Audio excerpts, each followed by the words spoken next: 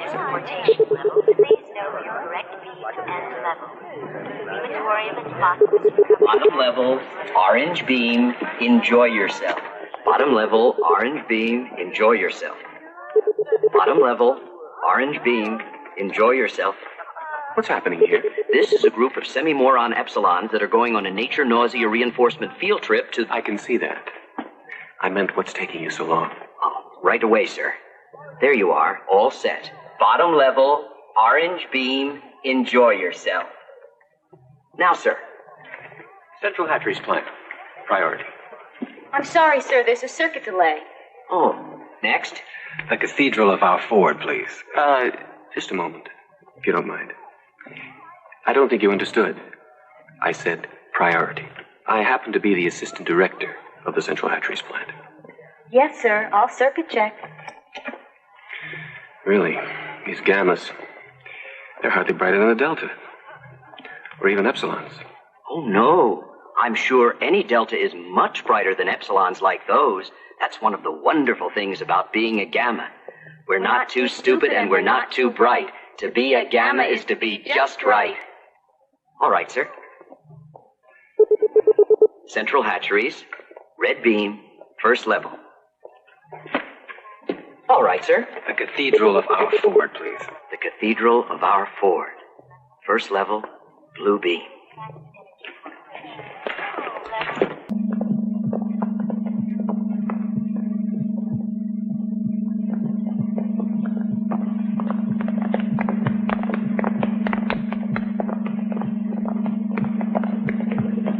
Miss Lysenko, may I see you for a moment, please?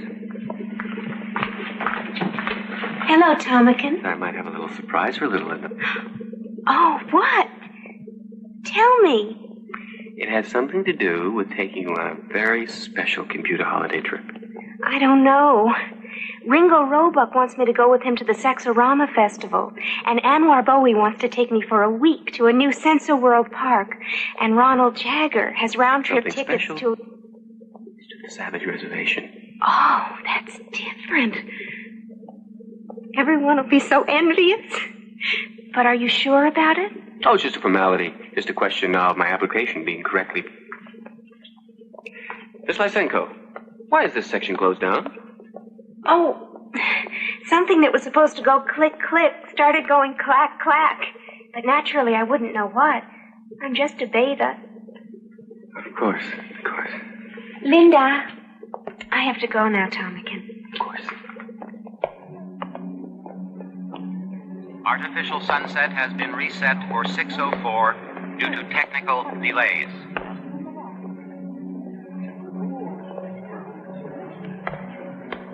Artificial sunset has been reset for 6:04 due to technical delays.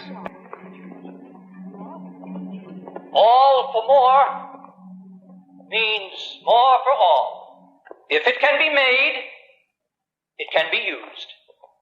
And if it can be used, it can be made. History is bunk. Half the time equals double the yield. War is bad for business. As select alphas, conditioned to believe without knowing and to know without believing, you have been chosen to view the surrogate revelations and synthetic mysteries upon which all perfect and placibic belief is founded.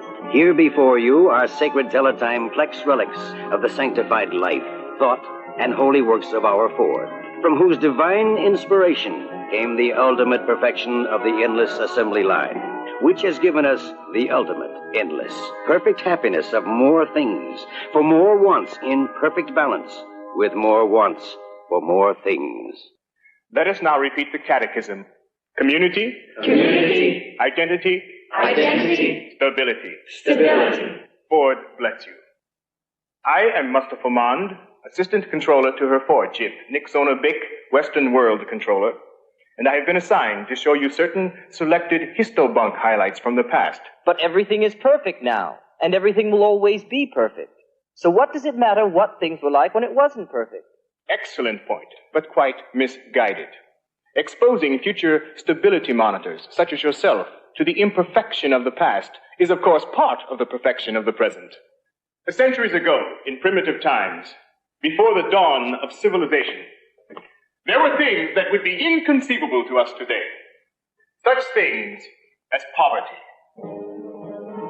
Although there was actually land and food in abundance, some starved, because unlike our perfect society, they were unable or unwilling to balance population to consumption. Sometimes too much of one, or too little of the other. The result? Disease. And rather than eradicate the sources of disease as we have done, the superstitious primitives continued to rely upon a quite useless class of technicians called doctors. Violence, which the ancients actually appear to have enjoyed and reveled in. While we have been perfectly conditioned to want only what we have, and to have only what we want, and are, therefore, always happy, the uncivilized ancients were prey to destructive emotions, such as ambition, hate, and love, which, of course, always led to violence, which in turn, naturally, led only to more violence.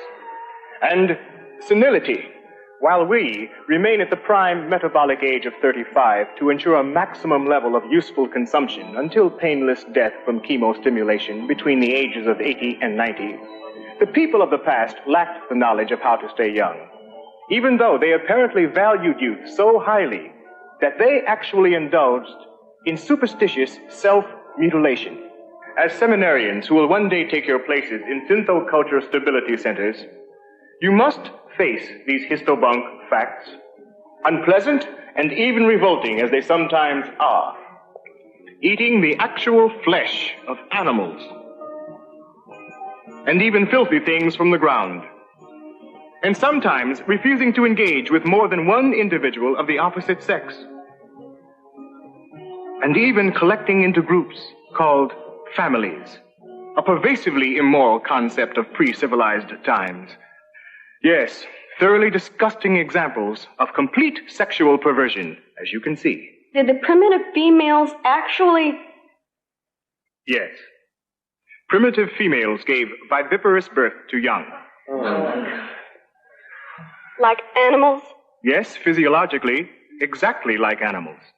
I understand your reactions. Perhaps we should take a brief soma break.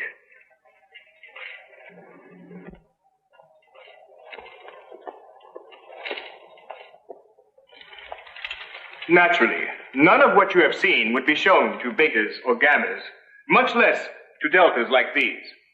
But each of you is an alpha. You weren't mass-produced in computer-cloned Bakhanovsky batches. And you are all supremely happy, supremely content. But then, that is truly the perfection of our civilization. Everyone is adjusted. Everyone has been conditioned to want to do the work he has to do. And thus, everyone is perfectly happy, perfectly content. Alphas like you, betas, gammas, deltas like these, or even epsilons. Are you happy? Happiness for all is happiness for each. Are you glad to be deltas? Deltas all have lots of fun. Deltas get to play and run. Very good. But do you wish you had been incubated as alphas? No. Excellent. That's all.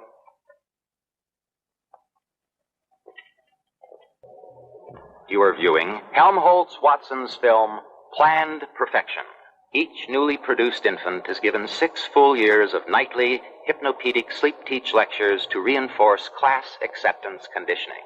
Later, in central conditioning centers like this, each child receives daily happiness reinforcement drills, as well as prescribed courses in erotic play, death acceptance training, full consumption practice, and nature nausea games. Then, upon reaching computolescence after 6 more years in a final conditioning school, each happy, healthy individual will go forth to take up his or her predestined place in the greater society, dedicated to ensuring the continuing perfection of community, identity, stability. Excellent, and very nicely packaged. You liked the whole film, I mean. Oh, immensely. You caught the whole spirit of unchanging perfection, and with admirable simplicity. I'm glad I had a chance to see it before it's computer erased and electro shredded. Computer erased? Electro shredded? Unfortunately, it does contain some dangerously heretical ideas. I made every effort to keep ideas out of it. Take the scene on anti-nature conditioning. Charming scene of little children revolted by fresh flowers.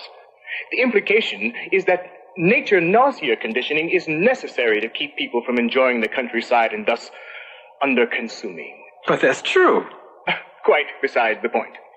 I just wanted to show why nature nausea training is one of our most recent improvements in... You see? Recent implies past. Improvement implies progress. And if the present is perfect, then there can't be any progress, of course. And even the word why. Why? That's the most dangerous of all. It raises the whole question of purpose. No, I'm afraid it would never do to let an ordinary audience watch anything quite as dangerous as your docu-short. But the test audience watched it. They all liked it. You can see right there. Quite meaningless, since they've been conditioned to like anything that's shown them. But... on my word. Exactly the point. Thousands and thousands of feet of film consumed. Hours and hours of work expended by technicians. And once it's been erased and shredded, it can be done all over again. Remember your sleep talk. Don't delay. Consume today. Use it up and throw it away. I'll make a special effort to keep ideas out the next time. Commendable. You know, I'm reaching the age of 50 now, but I still remember my own youth. And I'm sure I had just as many deviant ideas as you do. How old are you exactly, Helmholtz? 25. 25. Just think. By the time you reach my age, you'll have been able to have accomplished this dozens and dozens of times. Good work. Just keep it up.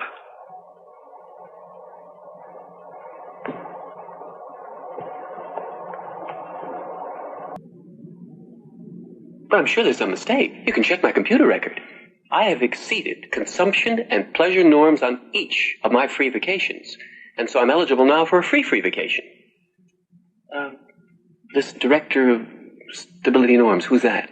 I am. Oh, well, I'm sure you know about this. Mistake? But I'm afraid it isn't, Thomas. You see, actually, I'm the one who requested the official overview. Why? I went through all the proper channels. Why? The Savage Reservation can be dangerous. Oh, not in the physical sense, but in other ways. You see, these primitives are not at all like, say, the Quakerites who were driven into the Yukon. No, these primitives are quite different. They have actually regressed into an ancient form of tribal society. Their ways are so directly opposite to ours that it can cause a very disturbing effect. As a matter of fact, several previous visitors had to be sent to emotional reengineering institutes. Naturally, we couldn't chance that happening to someone in your position. Naturally. But, you visited the Savage Reservation. Everyone knows that. It certainly hasn't affected you in any way. Perhaps not. But then my predestination conditioning is to accept the unacceptable, while yours is to attain the attainable. It's quite different. But how can I attain the attainable without something unique like this on my computer file?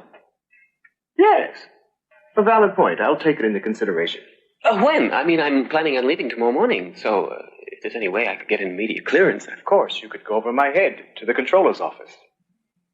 Oh, I wouldn't do that. You wouldn't? Well, I wouldn't want to.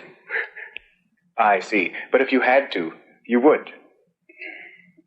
Mawina, put that permission order through for him. Thank you. Thank you. One thing. You shouldn't go to the Savage Reservation alone. Take a female along, preferably one with definite anti-deviant morality training. I've already taken care of that. I've engaged several extra females over the past few weeks, precisely to pick out the proper one. Linda Lysenko, one of the fertilization technicians at the plant. A well-conditioned beta minus and very pneumatic.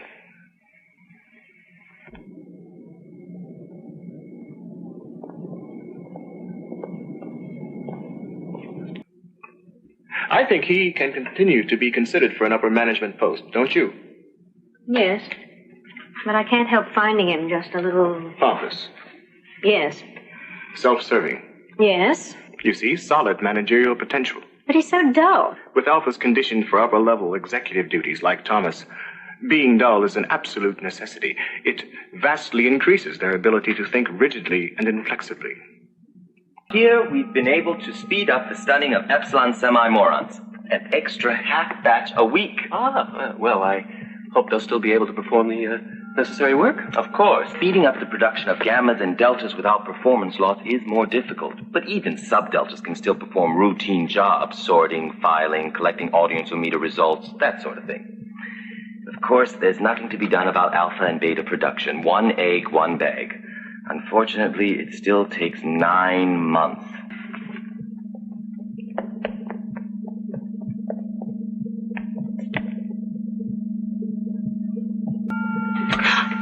Oh, Tomakin, it's you.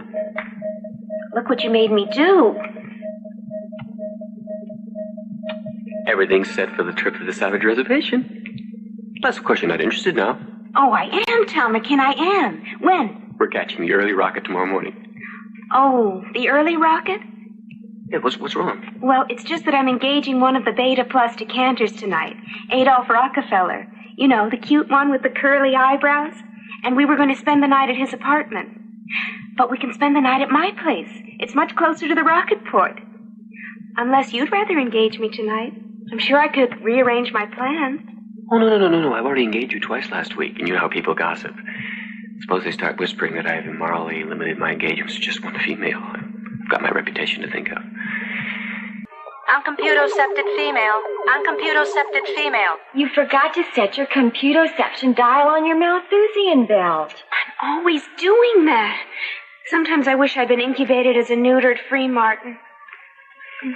Just think, they can engage all they like without having to fuss about computoception. Here, let me help. You don't want to get, pregnant. Did you do the drill yesterday? I think so.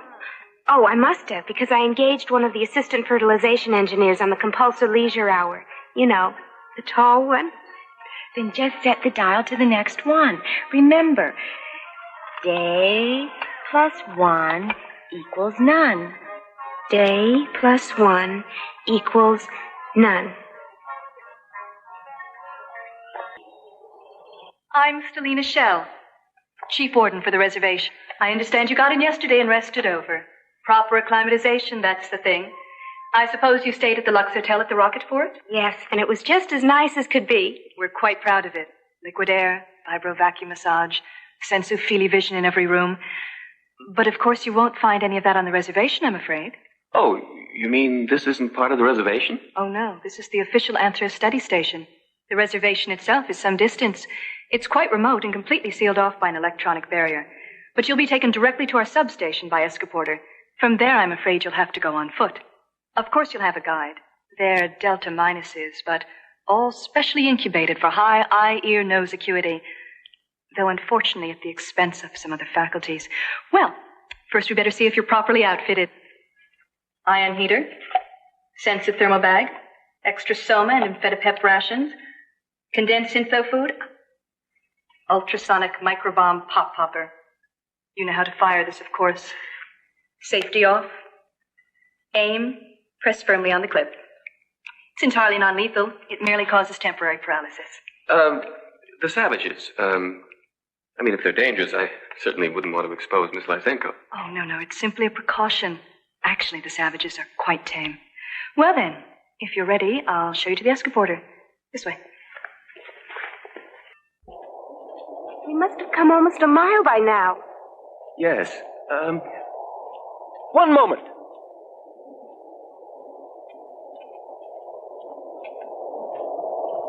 How far is the Savage Reservation? No. Not where is it. How far? There.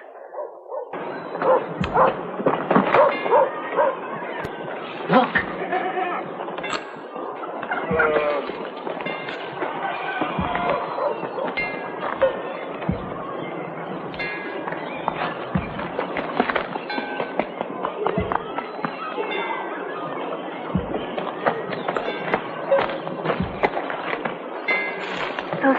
that they're putting into their mouths. What are they doing that for?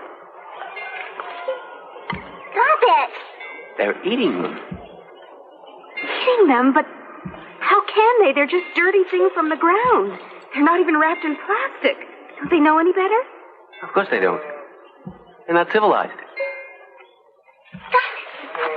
Mama! Mama! Mama! Stop it, that's enough. Oh, stop it. Now you come here.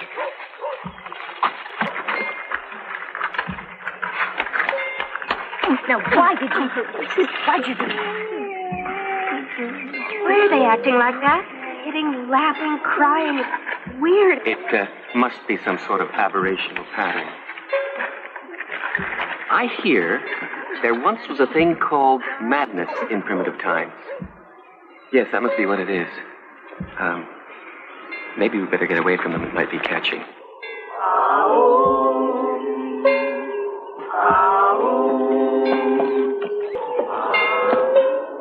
Well, move aside. I want to go through. No. It is forbidden to approach the crucified God. Make it un... I just want to snap some computer pics. No. Where's the director? Who's in charge around here? I am... He's so old. Linda?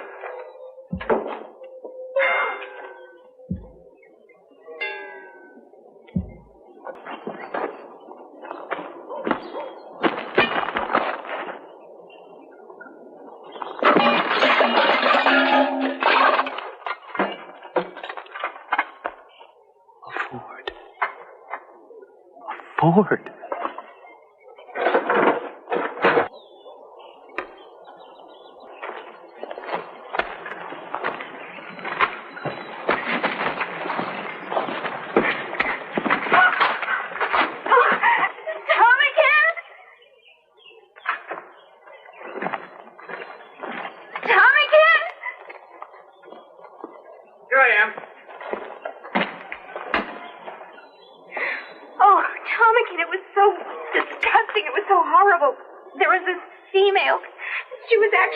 Listen to me.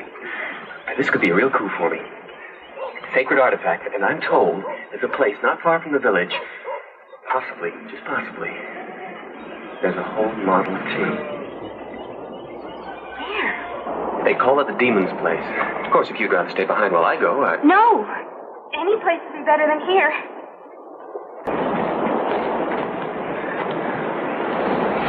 I don't care what he says. I can't go any further. Better take an amphetamine. What is it? Mescal. A little is good, much is not good. Oh, how awful.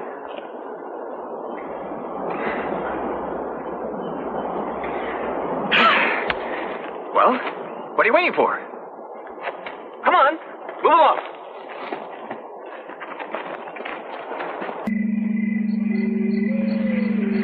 Time for Somabite.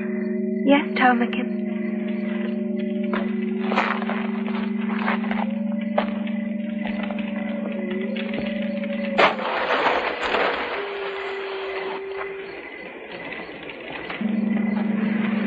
Ready? Just a second. Day plus 1 equals none. No. Then 2. No. 1. Coming, Tomakin.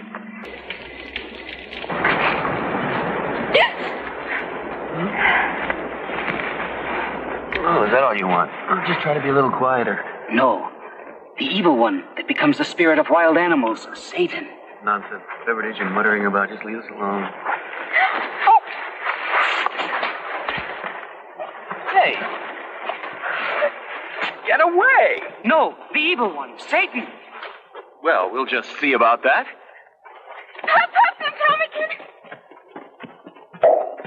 Tomakin! No! No! Oh, no.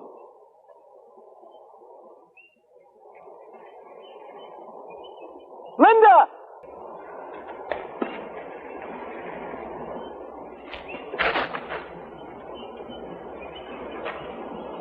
Linda?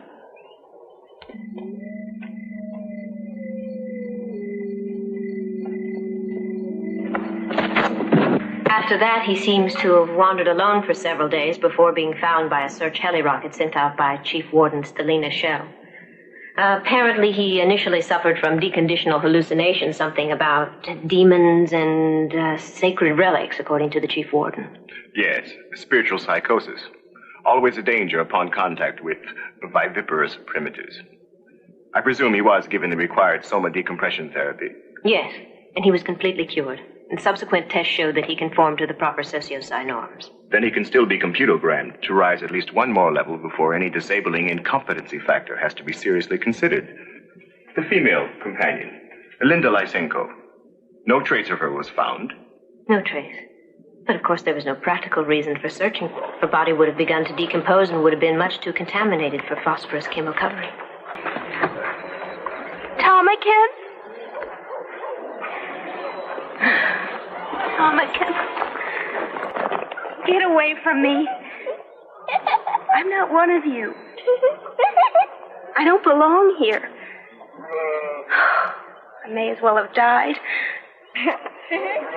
Not that I mind dying. I had very high marks in death appreciation when I was a child. Get away!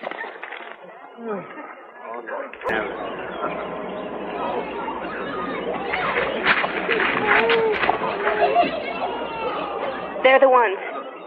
It's all their fault. Which one? Both of them. That is impossible. Which? Must the truth be torn from your tongue? Both of them. Both of them. Horrible savages. Get them away from me. I want Tomakin back. Then it was the one from the other place. Tomakin. Tomakin.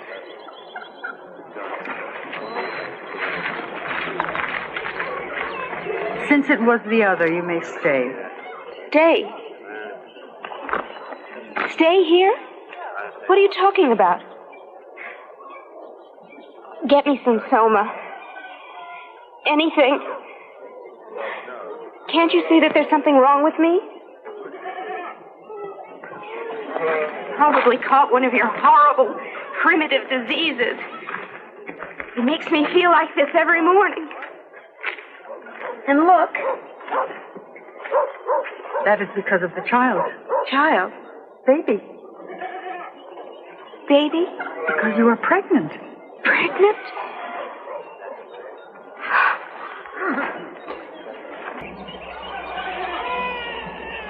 Male, yes. A male child. I don't care. But you must choose a name for him. Now, while the evening star bears the fullness of moon. I don't care. But without a name, the goddess of light cannot touch breath to his lips. One.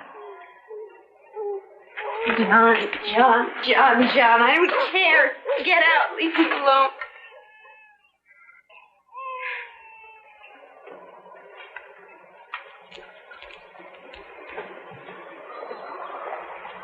It isn't fair. It isn't fair. Now no one will ever want me.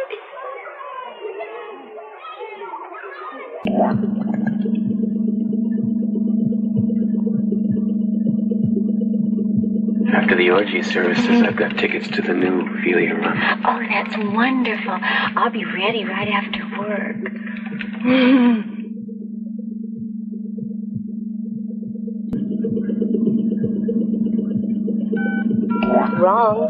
Wrong. Alcohol added to Alpha Plus bottle. Wrong. Oh, well.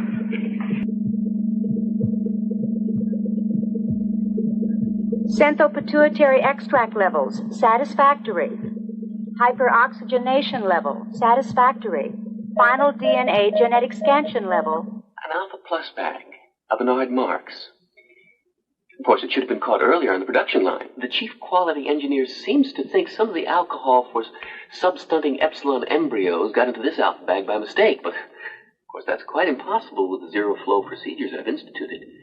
Probably some clerical mix-up before the raw material for the unit reached my division.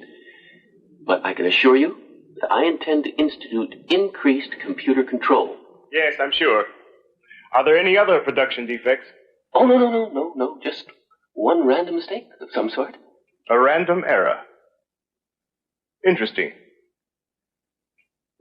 The name again? Marks. Bernard Marks. Alpha Plus, male. Shall I order the unit aborted? No. No, proceed with the assembly.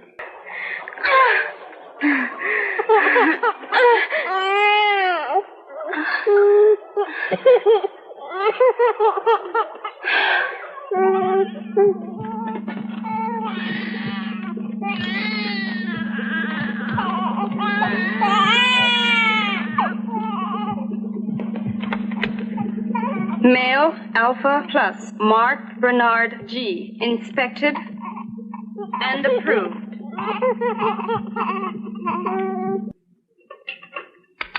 Case number 9, Bernard Marks, Alpha Plus, age 6, Central Nurseries Plant. Bernard Marks. So he's 6 years old now. Continued socially erratic behavior patterns. Failure to conform to prescribed intellectual achievement norms. He hasn't been able to keep up intellectually with other alpha children. Just the opposite. It appears he overabsorbed his rote studies in less than the time frame allotment.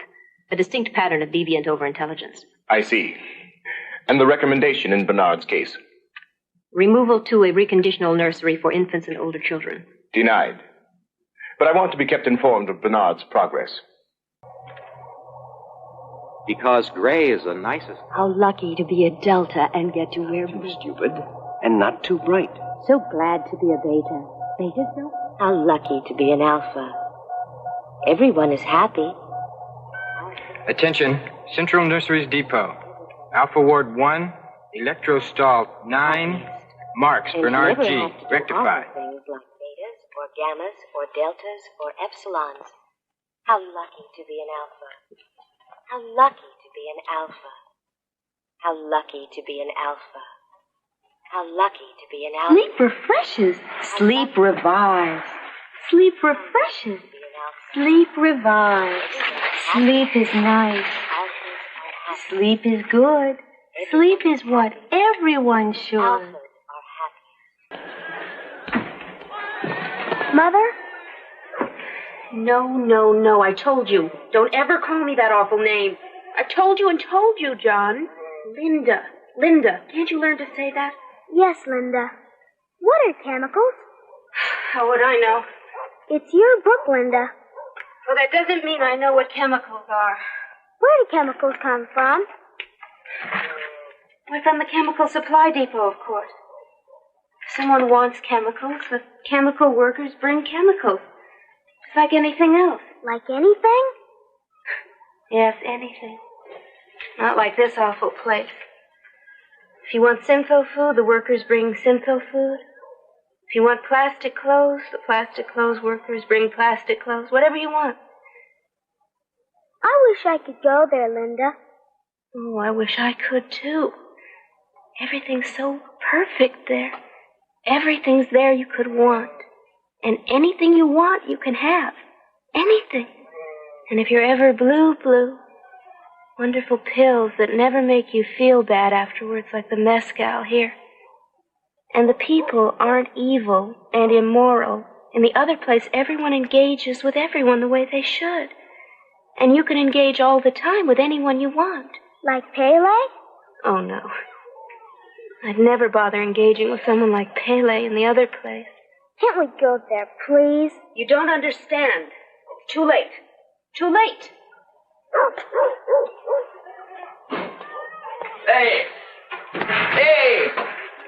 Hey, see what I got? Hey, see what I got in mezcal.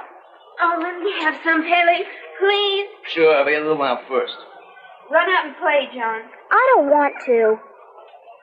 Come on, John.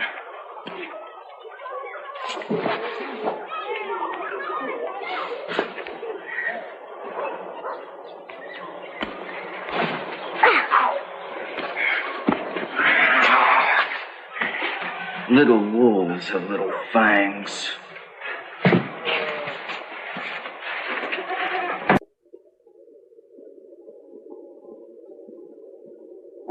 well, Bernard Marx again. Still refusing to participate in religious sex devotional exercises, is he? No. This time he disrupted the erotic training class by refusing to play Hunt the Zipper. Well, Bernard. Don't you like to play Hunt the Zipper? No. Well, I see. Sit down, Bernard. No, there, in the vibro water chair. Comfy.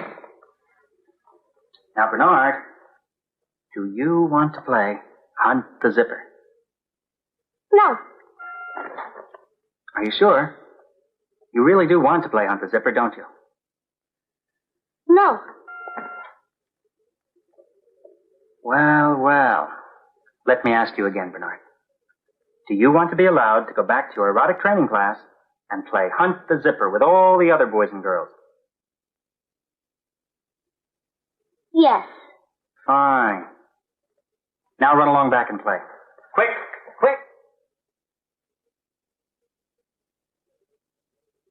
Well. He does seem to be a bit of a problem, doesn't he, Miss Arco? I think we'd better schedule him for a few clinical sessions with one of the school's psychosex therapists. Whatever you say, of course. But personally, I think there's something wrong with him. He's so little for his age, hardly bigger than a gamma. You know, they say some alcohol got into a senile blood surrogate while he was still in the bag. Yes. I've heard that, too. Still, you must admit he is brilliant. Oh, and things like computer reading and play math, yes. But he completely failed desensitivity training 1A. Personally, I think he should be put into a remedial conditioning class. Yes. Or even a moral reformation institute. However, the fact is, Miss Arco, that for whatever reason, Mustafa Mond himself seems to take a special interest in little Bernard. And if the first assistant Western World Controller is interested in him, well, then, of course, we are too. Aren't we, Miss Arco? Yes, we certainly are. How all occasions do inform against me, and spur my dull revenge. What is a man if his chief good market of his time be but to sleep and feed, a beast no more?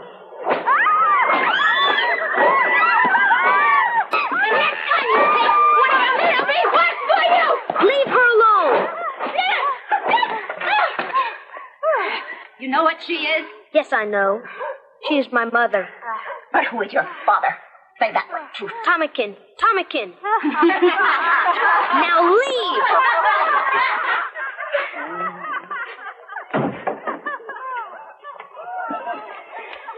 Oh, it's just trying to be good and do the right thing. Engaging one is bad. Having two is good. Having three is best. 4, 5, 6 is a perfect mix. 7, 8, 9 whenever there's time. Everyone who's civilized knows that. And now all I can have is Pele because he's drunk and won't work and no one else wants to. No, not him. I know it's immoral to engage only Pele, but what can I do when...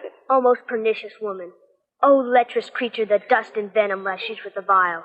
Oh, say something nice for Linda. From the old book Mitsima gave you.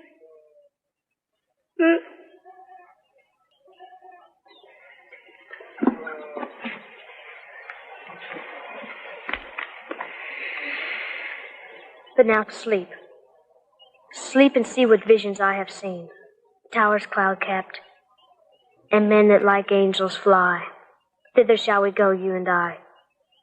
Sub-perfection and gorge are filled with divinity. Miss Trotsky? Miss Meyer? Miss Rothschild? Didn't I order a computer projection feasibility chart on increased production of Delta Pluses? Yes, Director. But it's not there. No, Director. Then where exactly is it? It was supposed to be done by Bernard Marx. He's the new assistant computologist. Oh, yes, I know the one. A very spotty moral record, to say the least. Brilliant, I suppose, but if only his Fordship Mustafa Mond didn't take such a peculiar interest in him. But if he's fallen down on assignment... Thank you. Yes, Director.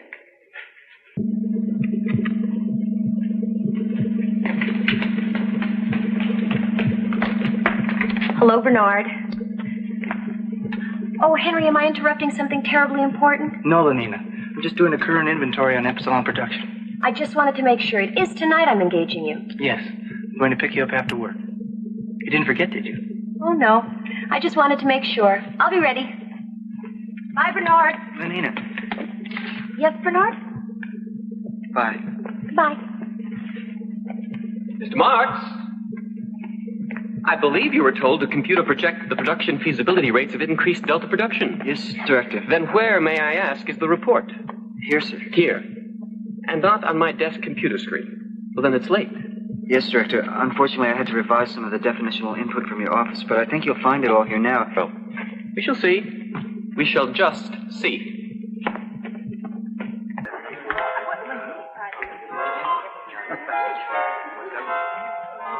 Bernard. Hello again.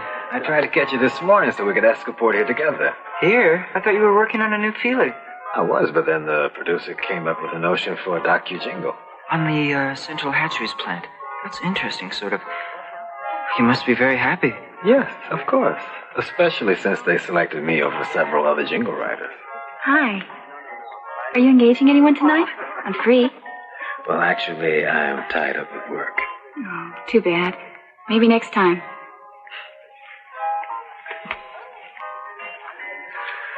Women, they can be such a distraction, don't you think? Really? How about engaging me tonight, Lenina? Oh, I can't, Benito. I'm engaging Henry Exon. But ask me again. How can she let herself be pawed by the... Be careful. If someone heard you talking like that, even as a joke. You've complained sometimes. I've heard you. Yes, but not over something trivial like that. Bernard, I have to go to a jingle board conference. Stop by and see me sometime. It's just not trivial.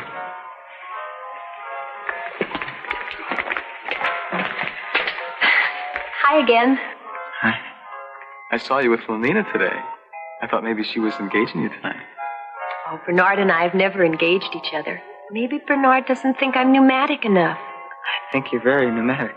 Don't forget about the vacation trip, Lenina.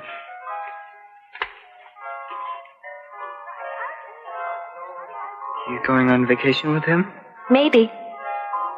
I suppose you've decided which girl you're going to take on yours. No? Well, I just can't make up my mind either. Benito asked me, and Henry Exon, and Nikita Firestone. I just don't know. I want to go somewhere different this time. Somewhere special.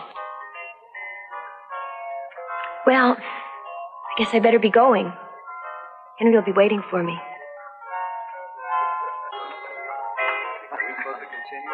I expected young Marks would soon want to do something quite out of the ordinary. I see no reason not to grant his request. But you don't agree. Well, I know Bernard Marks is a special project of yours. But no one's been allowed to visit the Savage Reservation since Thomas Graham Bell. All the more reason. We can see how he reacts to Bernard's going. Of course, it is young Marks I'm interested in. As you say, a special project. If a random variant like Bernard proves to be socially adaptable, it might mean that certain mutations in the assembly process would be useful. Of course, he could be psychoemotively disordered by his exposure to the freedom of the reservation.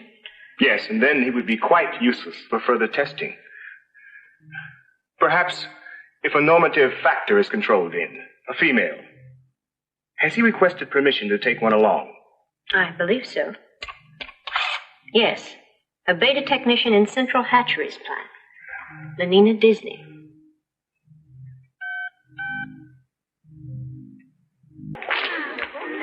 Bernard, it's all set. I've arranged my computer leave so I can go to the Savage Reservation with you. That's wonderful. Of course, we should engage at least once before we go. Otherwise, people will start talking. Maybe even tomorrow night. If I shift around... Could we possibly go somewhere private to discuss this? Whatever for.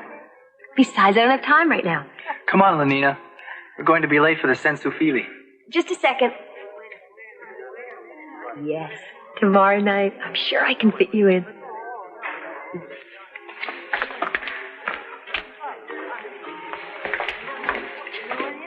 Going off on vacation with Lenina, huh? Don't worry. You'll enjoy engaging her. I always do. I don't care, and I don't want to hear about it. You seem upset about something. Maybe you've been working too hard, remember? Work to play and play to work. A little soma. That'll fix you up. Remember, soma a day. I don't need any soma, and I don't want any soma. How about Infinipet? No. Maybe a violence passion surrogate treatment. Sometimes that does wonders. You're right. Just step into the psycho porter, sir.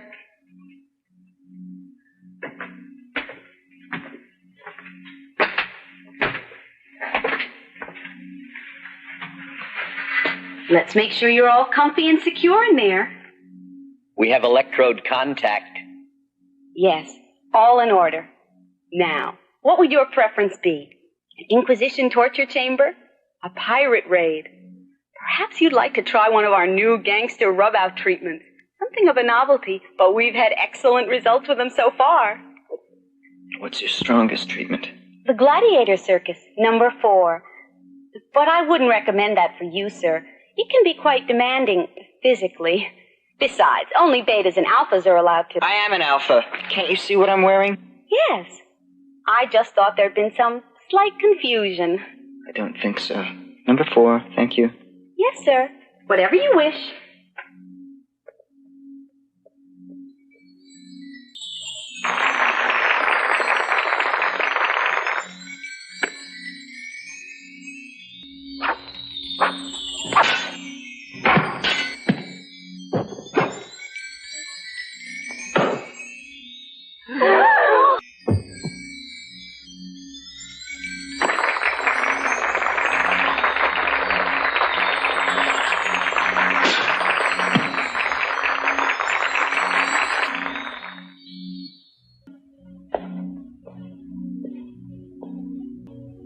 Why did you stop the treatment, sir? Were you displeased? Would you like to try a different one? Thank you. I'm just, there's some things that I have to think about. Consider. Think. Consider. How awful it must be to be an alpha. And how lucky we are to be gamma.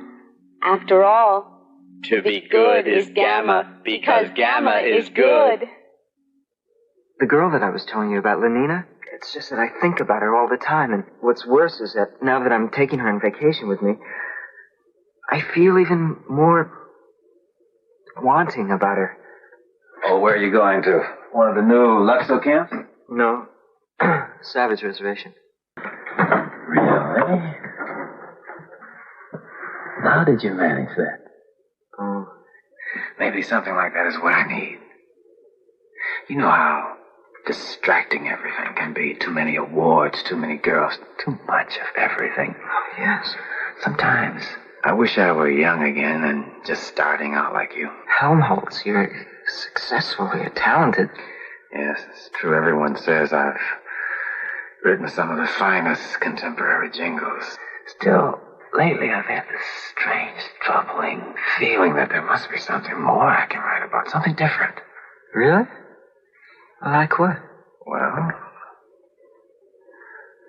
like the sensual emotions in the sensophilies and VPS cubicles. Just suppose that people could really feel those things. Love, hate, passion, jealousy. Now, look here, Helmholtz. Suppose somebody should hear you talking like that. The both of us could be sent to reconditioning centers, or even to one of those free islands like Iceland or Madagascar. And you know what that means. No soma, no amphitapet. No, thank you. You're right, of course. We shouldn't let ourselves talk like this. I shouldn't even let myself think about such things. I wish my problems were simple like yours. Simple? Of course. If you want this, Lenina, just tell her. What could be any simpler?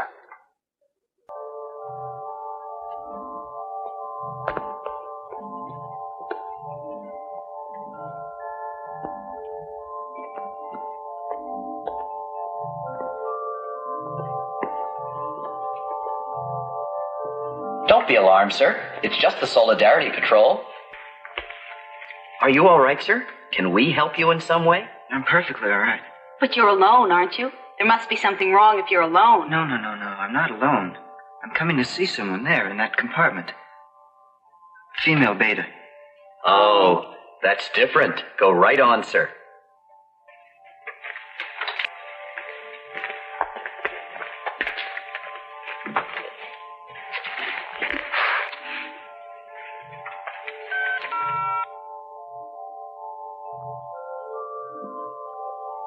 Bernard!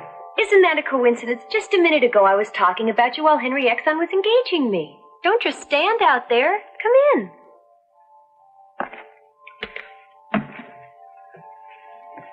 Not here. Isn't it awfully late for us to engage each other anywhere else? That isn't what I mean. I want you to come with me. Now? Now.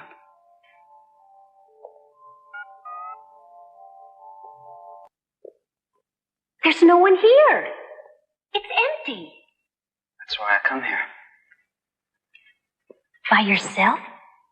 But Bernard, it's unnatural. I don't like it here, Bernard. It's so silent and empty.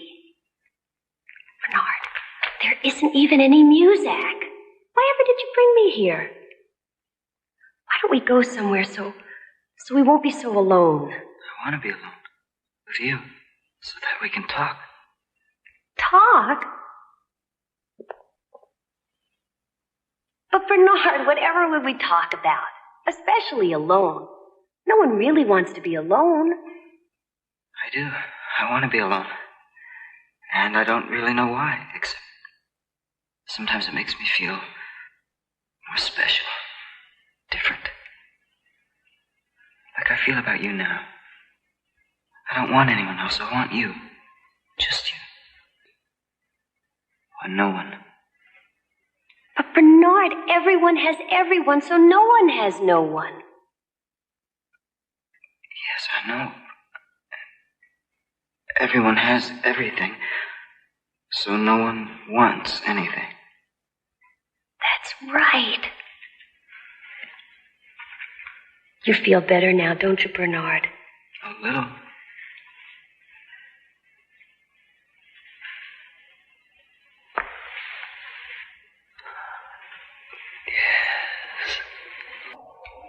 What are you doing here, Marks?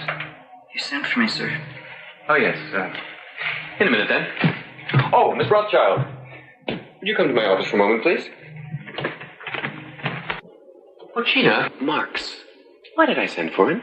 He's going off on his vacation. You have to sign his computer leave. Oh, yes. Well, then why isn't his file punched up? It is.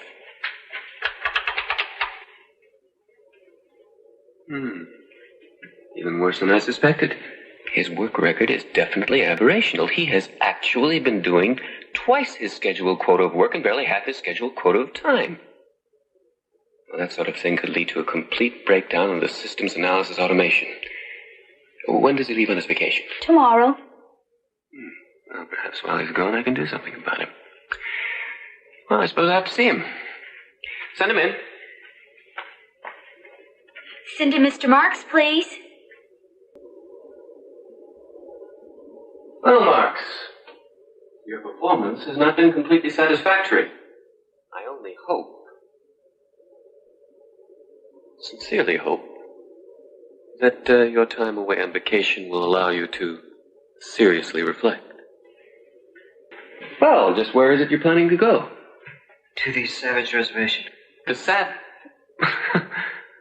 That's impossible. Even in the past, only the most rigorously selected individuals were allowed to go there. As a matter of fact, I once went there myself. Yes, sir, I know that. I can personally assure you it would be much too dangerous for someone like you.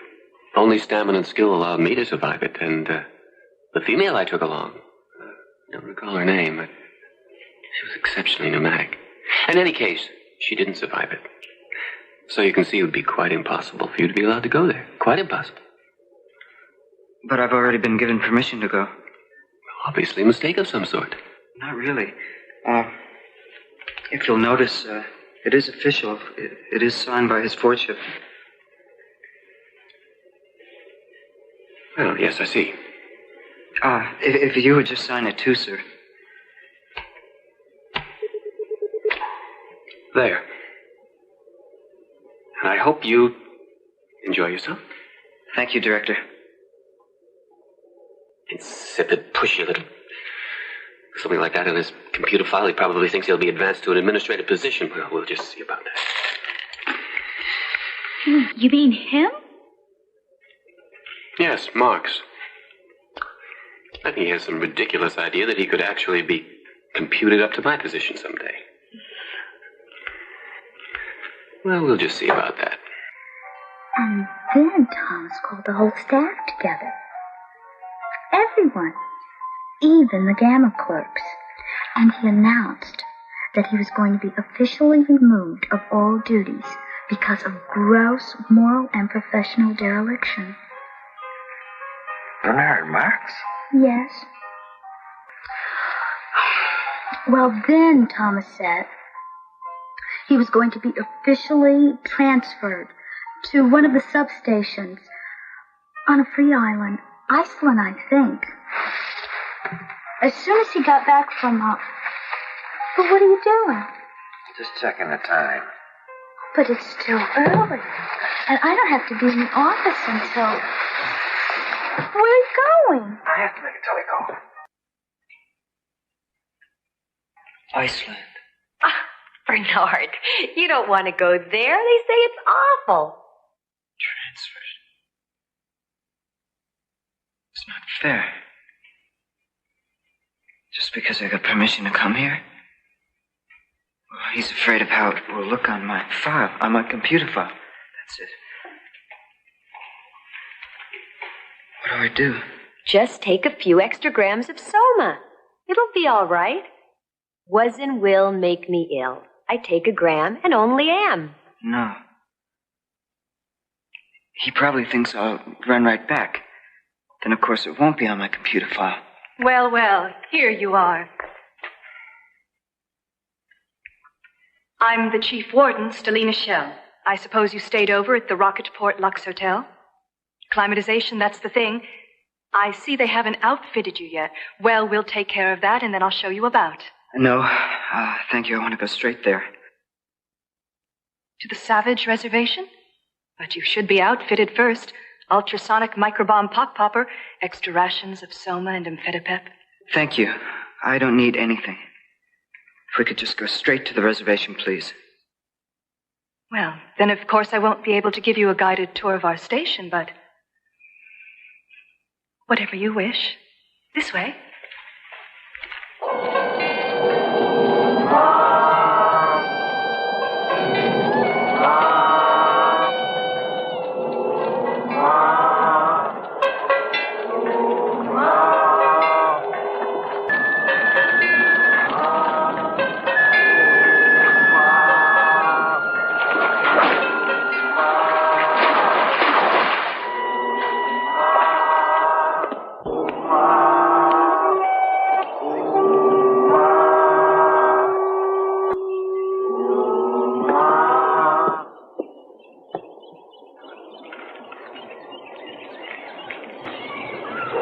Almost like a feeling, wasn't it? I may have a Soma.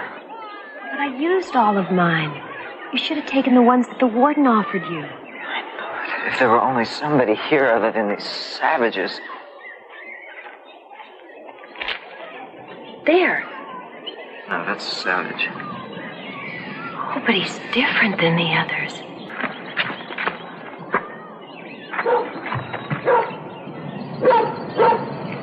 Good morrow, strangers. I pray to be of any service to you. Oh, well, thank you. You come from the other place, do you not? Who are you? You see before you a man of besmirched honor and heart-pierced shame.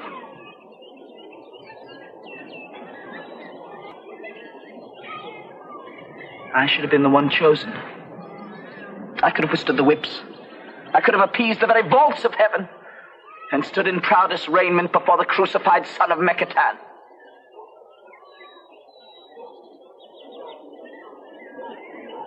But no, they denied that to me. Oh, I am Fortune's fool. What a shame. If only I had some soma to share with you, you'd feel better right away. A soma a day keeps the gym jams away. Sometimes Linda used to say that. Oh? Is she like me? No, not like you. Do you like me? Maybe you'd feel better if we went and... Who's Linda?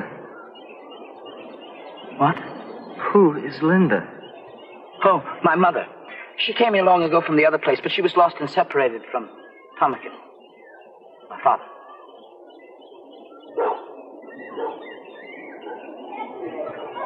Is Tomikin my father? Was he from the other place also? When did he come here? What did he look like? Well, I'm afraid I couldn't tell you, but Linda could. Do you wish to speak to her? Yes, right away. Linda! Oh, Linda!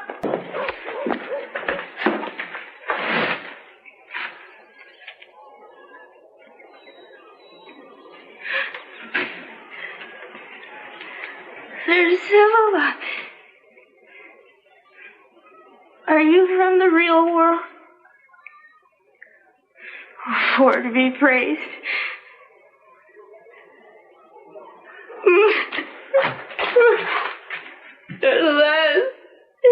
At last, someone's come who can understand.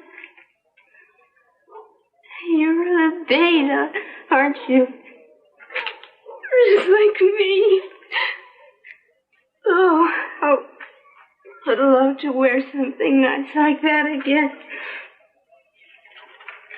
If you only knew what it's been like for me here. No soma. No feelies. No gammas and deltas and epsilons to do the dreadful work. Really, worst of all, if you can imagine, they won't even let you engage with someone anytime you want. Can you even imagine? That is, he said his... The one that you came here with. Tomikin, was that the name? No, I just called him that. He was very important. Assistant director of the Central Hatchery. But I've forgotten his real name. Thomas Grimble? Yes. But I suppose he's forgotten all about me by now. Don't be so sure. How would you both like to come back there with me? You mean to the other place? You'll take us there? Don't you want to go?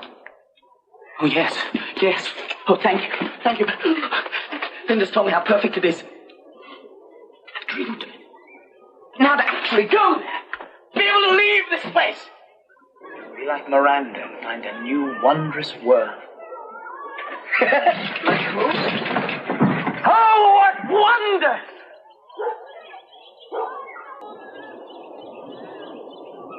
A brave new world. There's such people in it. The computer records verify her name is Linda Lysenko, a beta-minus fertilization technician. And apparently there's no doubt that the young savage called John was... Well, that is to say, she is actually... His mother? Is that all? It's a dreadfully scandalous thing to come to light like this. Of course, but interesting nonetheless. The perfect experimental subject. Have the next call from Mr. Marks transferred here. Directly to your Fordship's office. Directly to me, and only to me. What's wrong with her? She's fine. She's just soma tripping.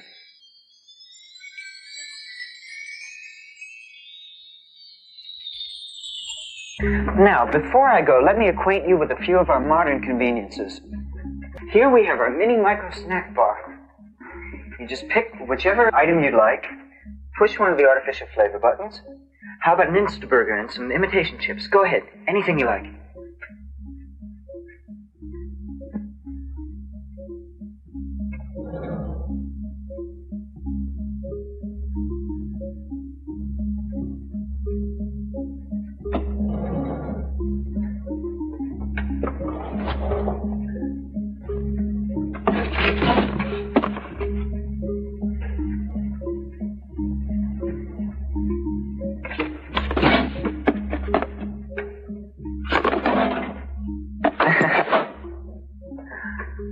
Bernard, I'm afraid I'm not very hungry.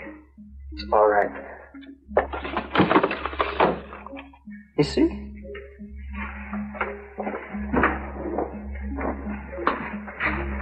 Perhaps there's something worthwhile on the telly-feely. The following telly-feely program schedule is now available. Channel 1, The Guiding Neon. Channel 2, The Fortean Tabernacle Sing-Along Hour. Channel 3, General Dispensary. Channel 4, High Holy Orgy Day Services. Channel 5. I'm afraid there's nothing much on right now except the Detergio serials and the Syntho religious programs. Maybe you preferred The View. Something different. Seascape.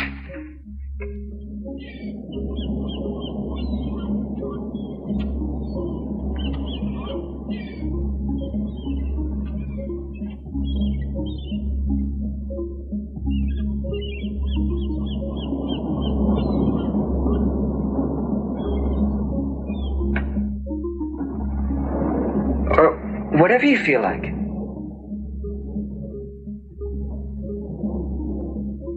Oh, what wonders. Is all of this in the other place too, Bernard? More than this, John. Lots more. John, you can have anything you want.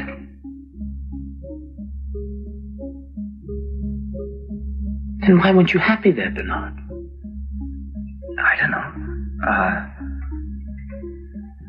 Sometimes I felt like I didn't exactly belong. Like I didn't quite fit in with everybody else, but you wouldn't understand about that, John. Oh, but I do, Bernard. I do understand. That's the way I always felt in Malpais, because I wasn't like everyone else.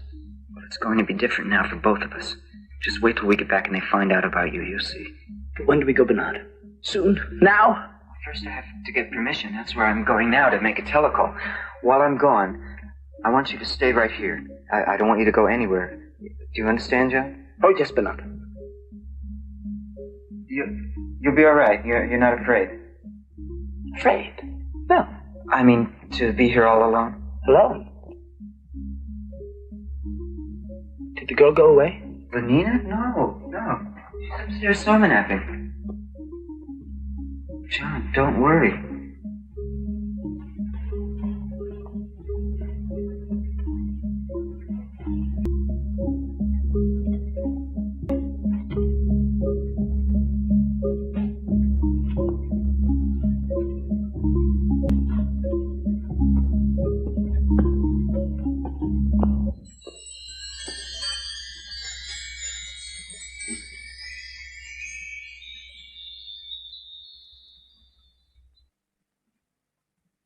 What heavenly perfection rests upon her hands, her eyes, her hair, her cheeks.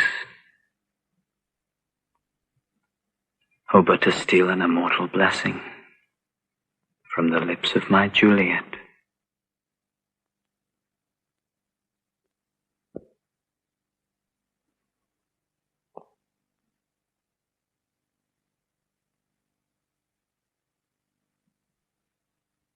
And of course, the moment I discovered the actual background of the savage, so to speak, I realized that this could be of considerable scientific importance, naturally. Yes, Mr. Marks, I understand the situation. Permission will be granted for you to bring the savage and the woman back here. And I will expect you to give me a full report on the savage's activities and reactions. Yes, Your Lordship. You can count on me to do everything necessary to see that full advantage is taken of the savage. For science, of course. Yes, of course.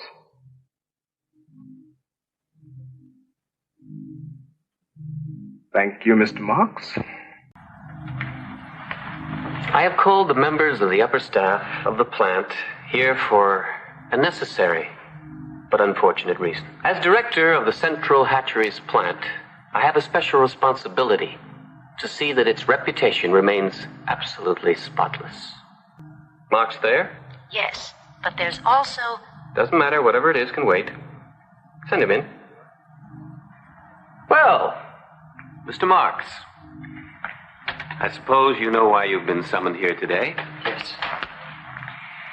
I've decided to make an example of you, so that it will be clear that deviance and immorality will not be tolerated. That is why, as you see, I have called the staff together, so that they may derive the proper moral lesson from witnessing your disgrace and your dismissal. Good. Good? Yes, good. I'm glad they're all here. Mr. Marks, you seem to be taking this very lightly. But perhaps once you've been transferred to the island of Iceland, you'll begin to realize... Just one moment. Do you realize that you're interrupting me? Yes, I realize that. But there's something of particular interest that I would like to bring to your attention. I'm not interested in anything you have to show me, Marks. I think you'll be interested in this, Director.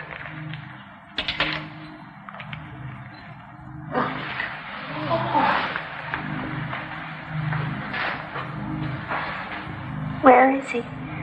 Where's my ptarmigan? Oh, that's him. Of course it is. Did you really think I wouldn't recognize him, my very own ptarmigan? Stop it. What are you doing? Get away from me. Don't you remember me, ptarmigan? Don't you remember your little Lindakin? Get this awful creature away from me. I have no idea who she is. I've never seen her before in my life. Well, yes, you have. You took her to the Savage Reservation with you.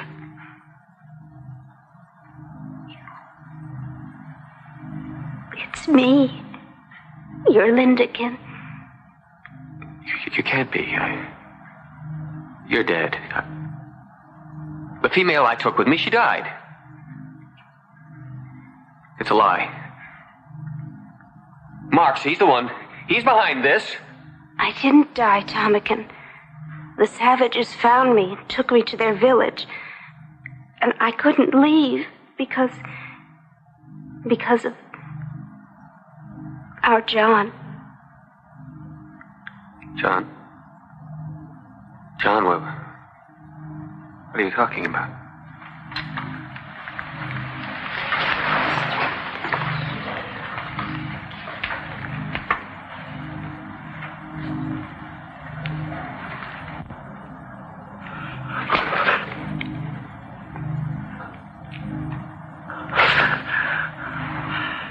Father.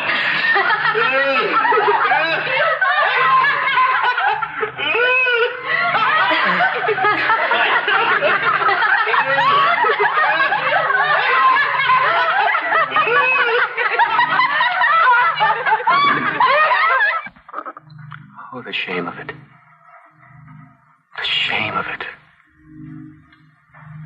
My whole reputation gone. After years of dedicated work. Not a single moral blemish on my computer file. I never allowed myself to engage the same female 3 times in 1 month. I faithfully attended orgy services each and every week. It just isn't fair.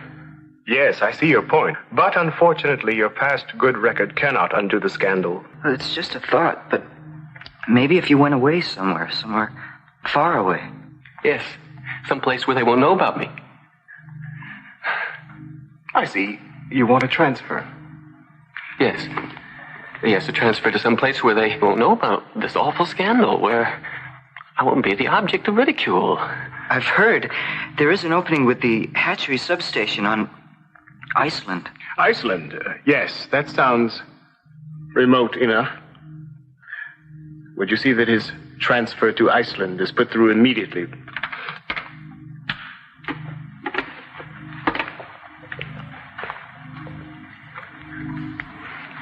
This way. That awful Linda creature, she isn't out there, is she? No, she didn't come. Just your son. Oh, no. No. Perhaps you better take him the other way.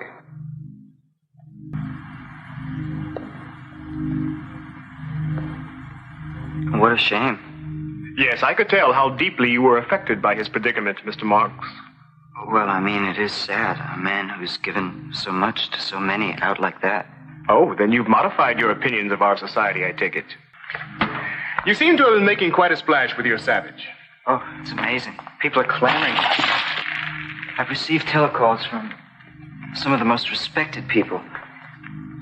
Everyone wants to know what he's really like. Yes, I'm sure. But for the moment, I'm much more concerned with what he thinks of us. I'm going to leave you in charge of him. But of course, I will require complete reports on everything he does. You understand? Yes, of course, Your Fortune. So this is the savage. Well, come in. I'm summoned forth.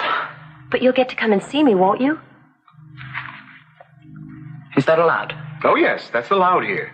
In fact, required. But come along now. You'll have time for that later. Fare thee well at once. Bernard? What's going to happen to him? As a matter of fact, I've just been given full responsibility over him by his fortune personally. I've been instructed to show him everything and to report back directly. Oh. Well, that won't leave much time for engaging, will it? I'm afraid I'm going to be rather busy. I meant John. Perhaps I can work something out for you. Well, and what shall we call you? My name is John. But your last name, I mean. Why not Savage? Mr. John Savage, how does that strike you for a name? It boots not. A rose by any other name would smell as sweet. A rose? Oh, yes, of course. You do not have roses here, do you? Oh, I'm sure we do. In one of our nature nausea classes or museums. But don't people wish to see flowers growing? They did once. But we found that flowers are counterproductive. The time that could have been spent producing or consuming was wasted idly looking at flowers. I'm afraid I do not understand. Well, of course you don't. Yet. But you will. That is, if you stay with us. You're not going to send me back? No. No. Well, only if you wish. You see, Mr. Savage, here in our world, you may do anything you wish, be anything you wish, have anything you wish. Yes, and have anyone you wish.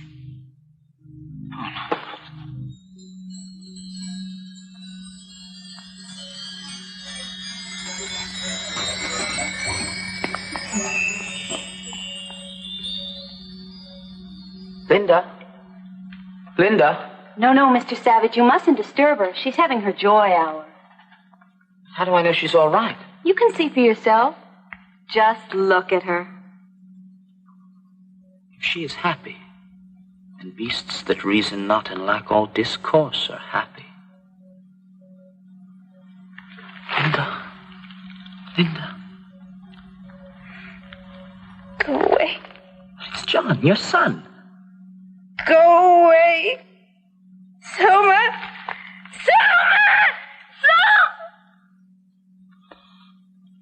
Now see what you've done? You've completely thrown her off her Soma schedule. Oh, I'm very sorry.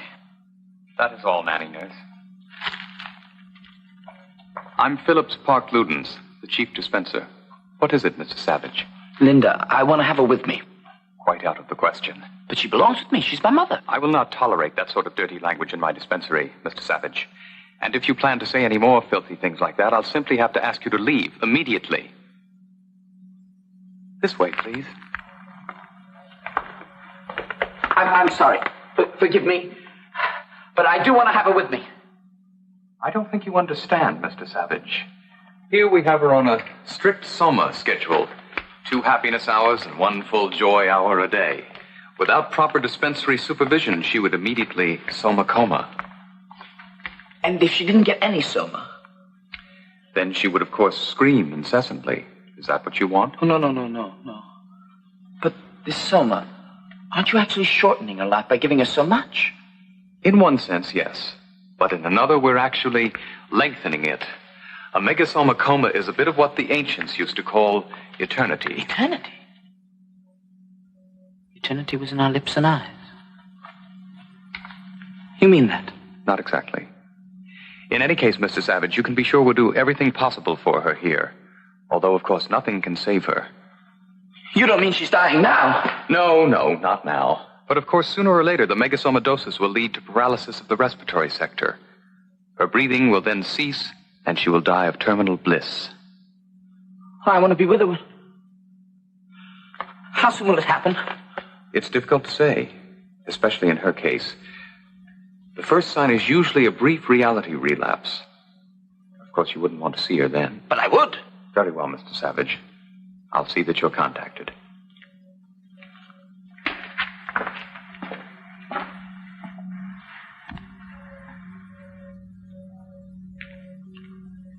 To His Fordship, Mustafa Mond, Western World Controller, from Bernard Marx. Subject, John Savage. I first took the Savage to the great cathedral of our Ford. He was obviously inspired by the deep synthetic reverence of the worshippers, and I believe I was able to explain to him the rudiments of surrogate spirituality and placebeic belief. John's tour of a senior kindergarten conditioning school was, under my close guidance, a complete success. Naturally, I couldn't explain all the educational intricacies such as advanced play math to him, but I believe that with my further help, he may well be able to grasp some of the simpler things such as nature, nausea, reinforcement conditioning. Come on, While the Savage was obviously charmed by the primary erotic play class, it did seem to raise a question in his mind. He asked again, where without mothers, where the children came from. Now, Mr. Savage, I think you'll find this very interesting. After the embryos are bagged, they come along here for initial model selection. At the moment, we're turning out redesigned deltas. Oh, Juliet, move not. And on thy sweet lips would my soul be purged.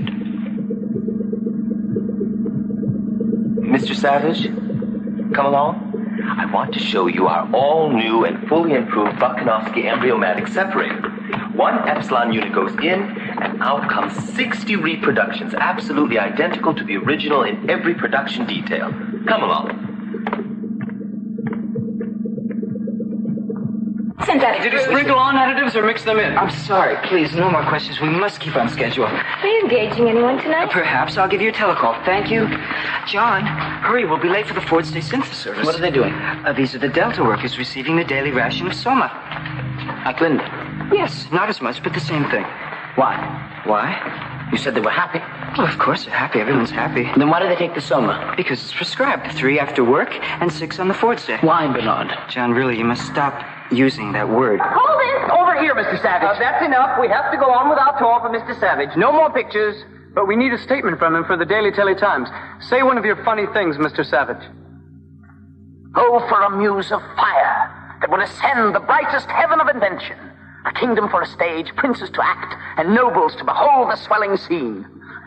It's wonderful. That's just perfect. Should I go on? Say something more, anything at all. That's all. I'm sorry, we must go on with our tour. Now, you can all interview Mr. Savage later on. Right this way, Mr. Savage. I hope that none of that upset him. I mean, I do hope that you won't put anything unfavorable about our operation here in your report. Well, we'll see.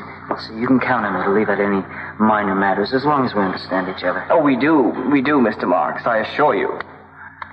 Careful, Mr. Savage, not too close. What is this? Those are heliofusion tubes. You see, we take helium energy from the sun. The sun, up there, hot. Then we pipe it thousands and thousands of feet down there, underground, where it's turned into nuclear fusion energy. Bubble, bubble, fizz, fizz. Then back up comes fusion energy through those tubes. It's really quite simple. Approach, thou beacon to this underglobe. And thou, all shaking thunder, strike flat the thick rotundity of the world. Well, yes, I suppose you could put it that way. You will put that in your report, won't you? I mean that I explained everything to him.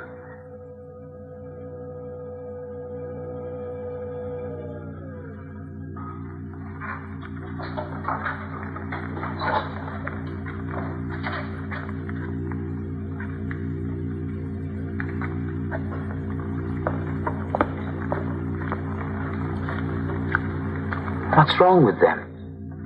Oh, that's a batch of our especially substunted Epsilon workers. As you can see, Mr. Savage, they were designed specifically for heliofusion work. The heat immersion pigment or growth-inhibiting hormones. You will note that their bodies were designed to fit perfectly into the coils of the tubes. Bernard, may we go? Oh, but we haven't seen the Delta Radiotrax workers yet. We haven't seen... I must go. I feel a sickness of spirit. I'm sorry. Oh, perhaps we'd better go. But you won't put any of this in your report, will you? We have to leave.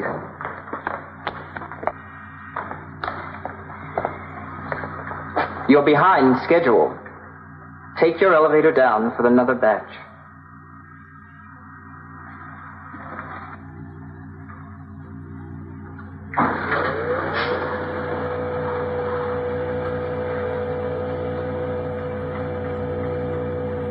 Do you know you did extremely well the other day at electro-obstacle golf? I mean, for never having played the game before? But it's not a game, Bernard. Everyone just sits at that machine and presses buttons, but no one runs or jumps or throws like in a game. It used to be like that once, I think, with a round object that people used to hit this way and that with sticks. Naturally, not that many people could play at the same time. But as soon as they replaced these sticks and round things with machines, then, of course, more people could spend more time consuming more energy. No one plays, though, Bernard. Why do you call it a game? Because that's what it's called. Central Slumbratorium 2, priority. Very good, sir. First level, pink beam.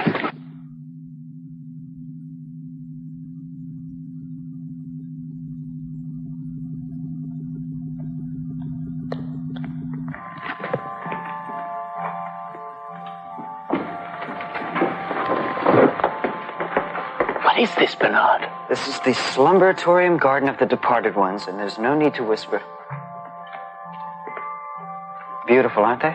Are they truly dead? Oh, yes. Naturally, the departed ones aren't shipped here for formal cosmetic reconstitution until they've passed on. But I can assure you this is exactly the way each one looked in their real life. What killed them? Oh, nothing at all. By taking the correct chemicals, we all stay young till perhaps 80, 90. That's when the metabolic strain causes PPO. That's peaceful passing on.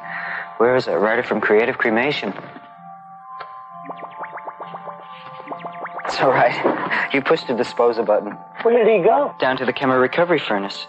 The bodies are brought here for cosmetic reconstitution before cremation and final chemo recovery.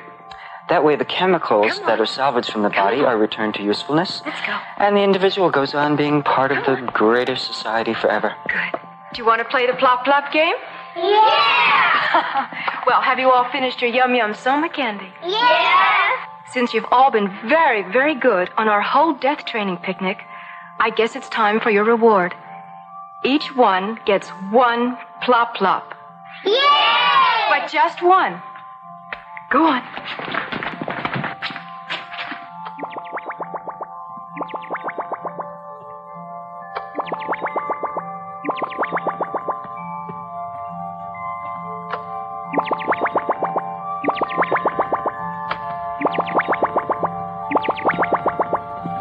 All right, children, all together. Death is perfect, death is fun, death is good for everyone. Good, very good. Let's do it again and show Mr. Savage here how we sing our We're Not Afraid of Dying song. When there's no one left, sing a song of death. 420 corpses baking in the stew, making pretty chemicals just for me and you. Death is perfect. No, you don't understand! Death is dark as night! In that country from whose bourne no traveler returns. And none need court death, for death will come to each. So let us sit upon the ground and tell sad stories of the death of kings. Let us talk of graves. Really, Mr. Savage, of you have completely ruined my death training class. Now I'll have to start all over again with them. Come on, children. We'll go back to the Dying Inn Hospital and have a fun picnic. Come along. Come on.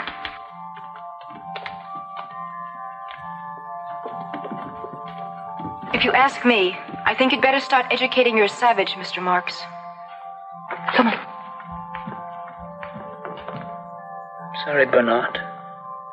I seem to have done something wrong.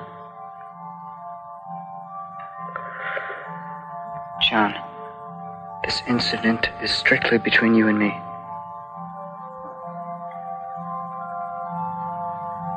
And the Savage then completely disrupted an advanced synthophilosophy course by asking strange questions of the students. What sort of questions exactly? Well, here, for instance, he asked them to explain to him why life was a tale told by an idiot full of sound and fury signifying nothing. Some sort of primitive gibberish, obviously. Ah, yes. Macbeth. Yes, obviously, gibberish. How about females? How many has he engaged with so far? None.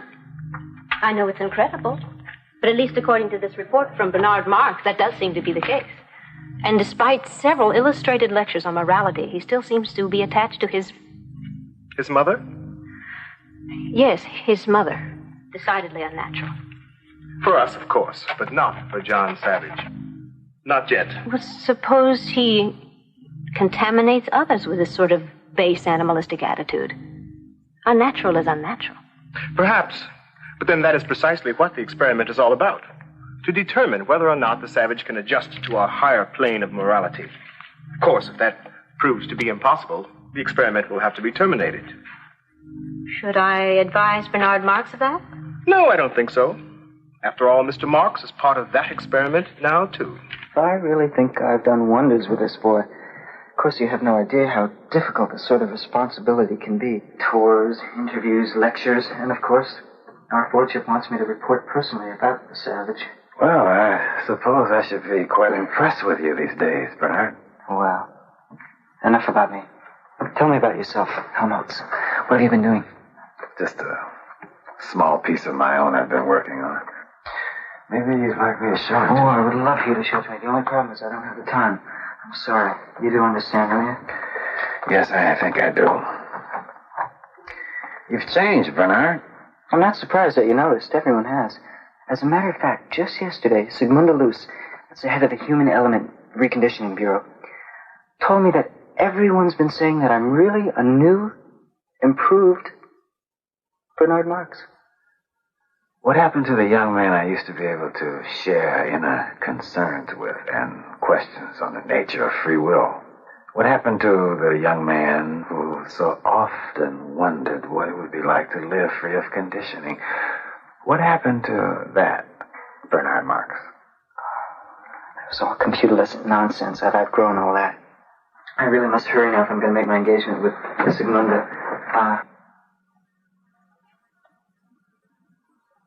Helmholtz, just a word to the wise from a friend. The sort of things that you were talking about for inner concerns, free will. I really think you should be more careful. I will.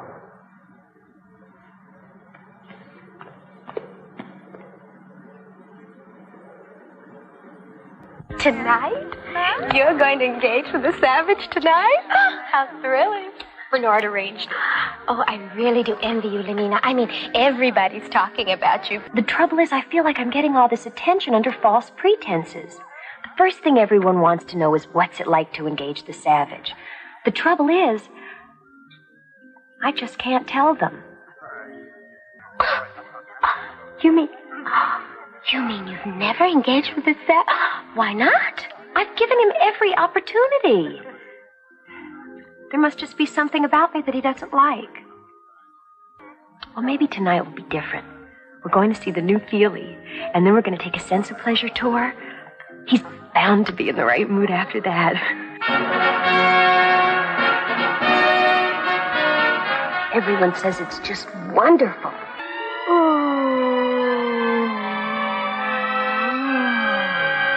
What is it? What's wrong? You have to put your hand on the Feely mitt, or else you won't get all the effects. Oh, Junie June, I swear by yonder moony moon. No. I hear someone coming. You must go. Quick. Saying goodbye is so much fun that I will keep it up till night is done.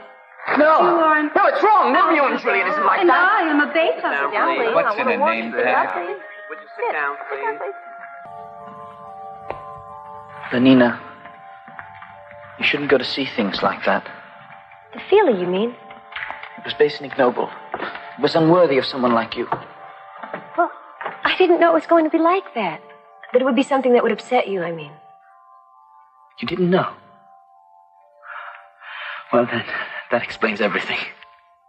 It does? Oh, then I'm glad. Well, good night. Good night. Aren't you... I mean, I thought that... No. Don't you like me? Don't you like the way I look? Why don't you just come in and... No, I mustn't. Good night.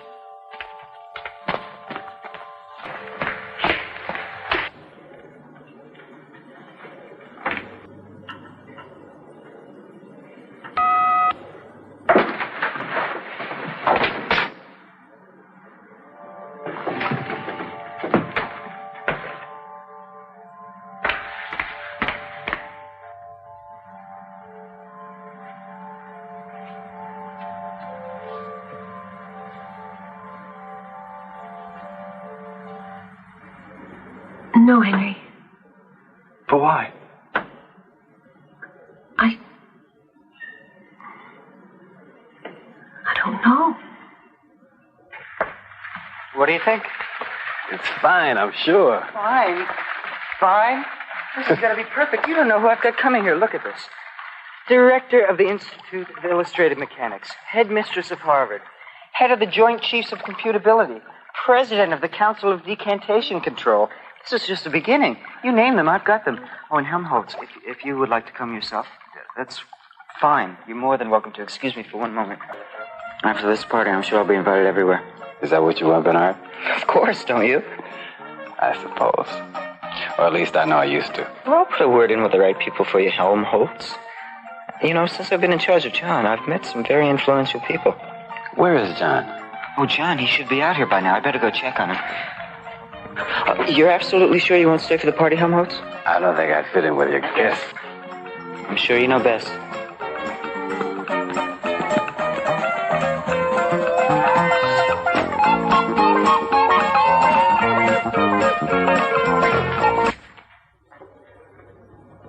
What are you doing? No, that won't do at all. What? What are you wearing? I told you I want you to change back into what you had on when you came from the reservation. Bernard, I need to talk to you about some things. John, my guests are arriving. I need to talk to you about Lenina. No, she would not do it all. Now listen, they're expecting to see the savage. Naturally, they want you to look like a savage. Change. Mr. Marks, where is the savage? He's getting ready.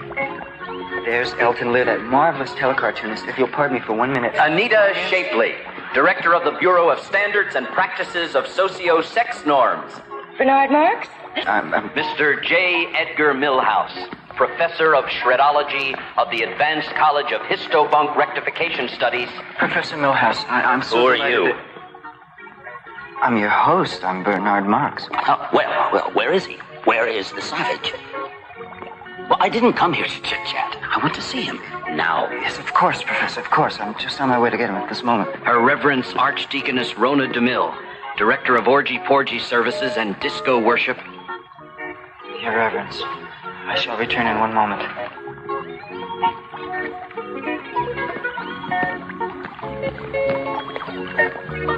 You have to come out, John. That's all there is to it. I promised every one of them that they could meet you, and every one of them is here. You should have asked me first whether I wanted to meet them. Look, you don't even have to say anything. Oh, maybe one or two of your little speeches the way that you do. Please come out, John. Please. I will not be as flies to wanton boys. They kill us for their sport. That's exactly the sort of thing that I'm talking about. That's exactly what I mean. If you could just come out and say something wonderful to them like that, they would adore you. No. John, how can you act like that? After all that I've done for you, Bringing you back here and everything else?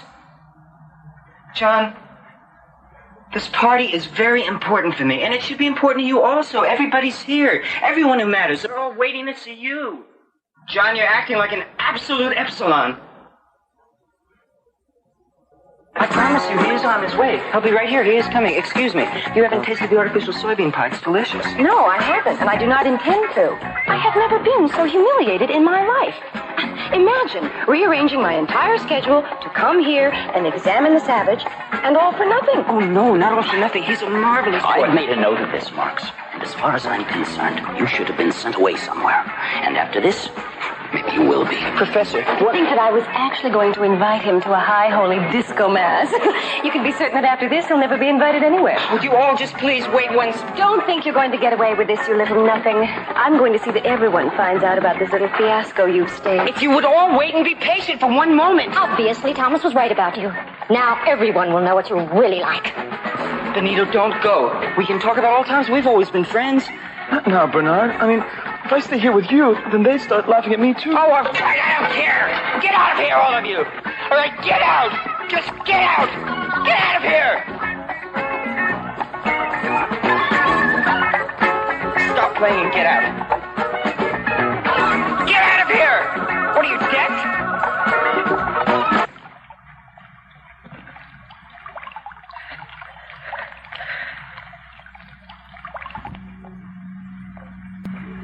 Bernard.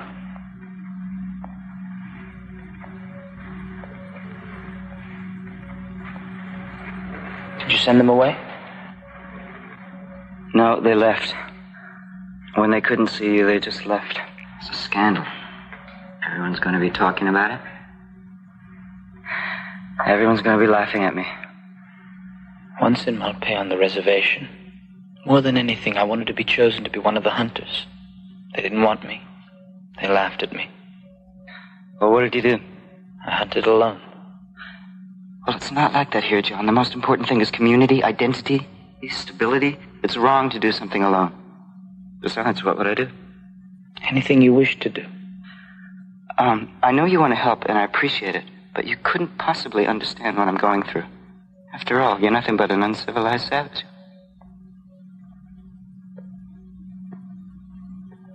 Bernard, everything will be all right again. I don't think so.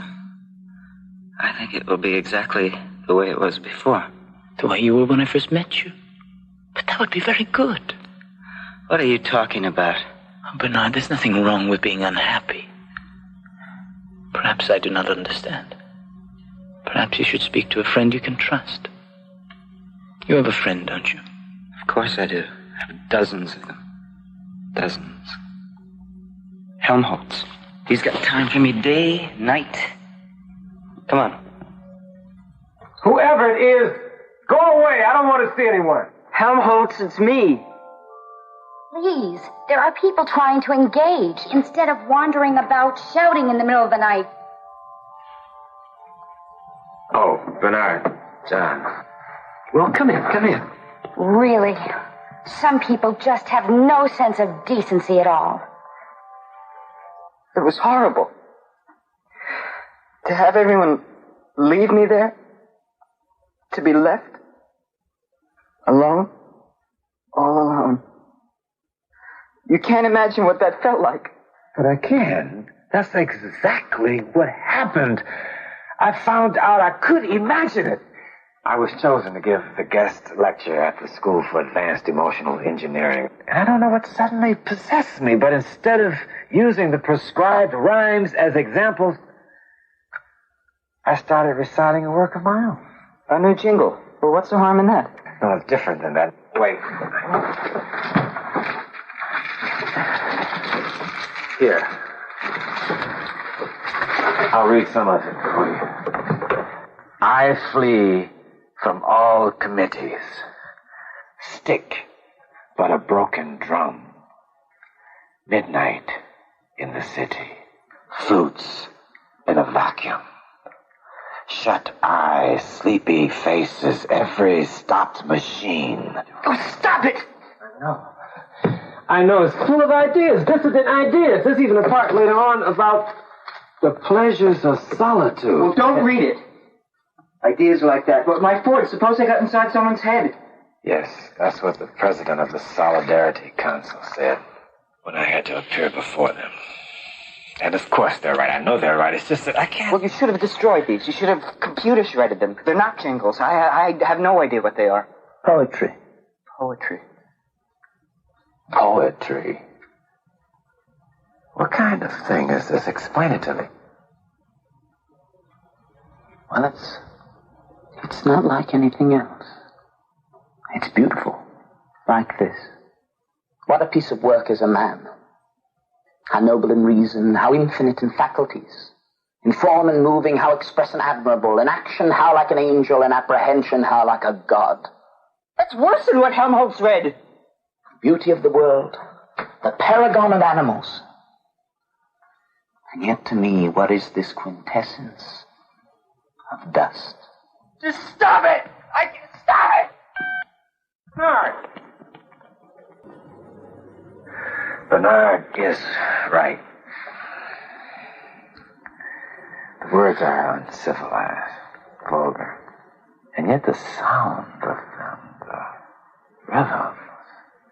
Obviously, whoever wrote them was a first-rate propaganda technician. Some primitive jingle writer, I suppose.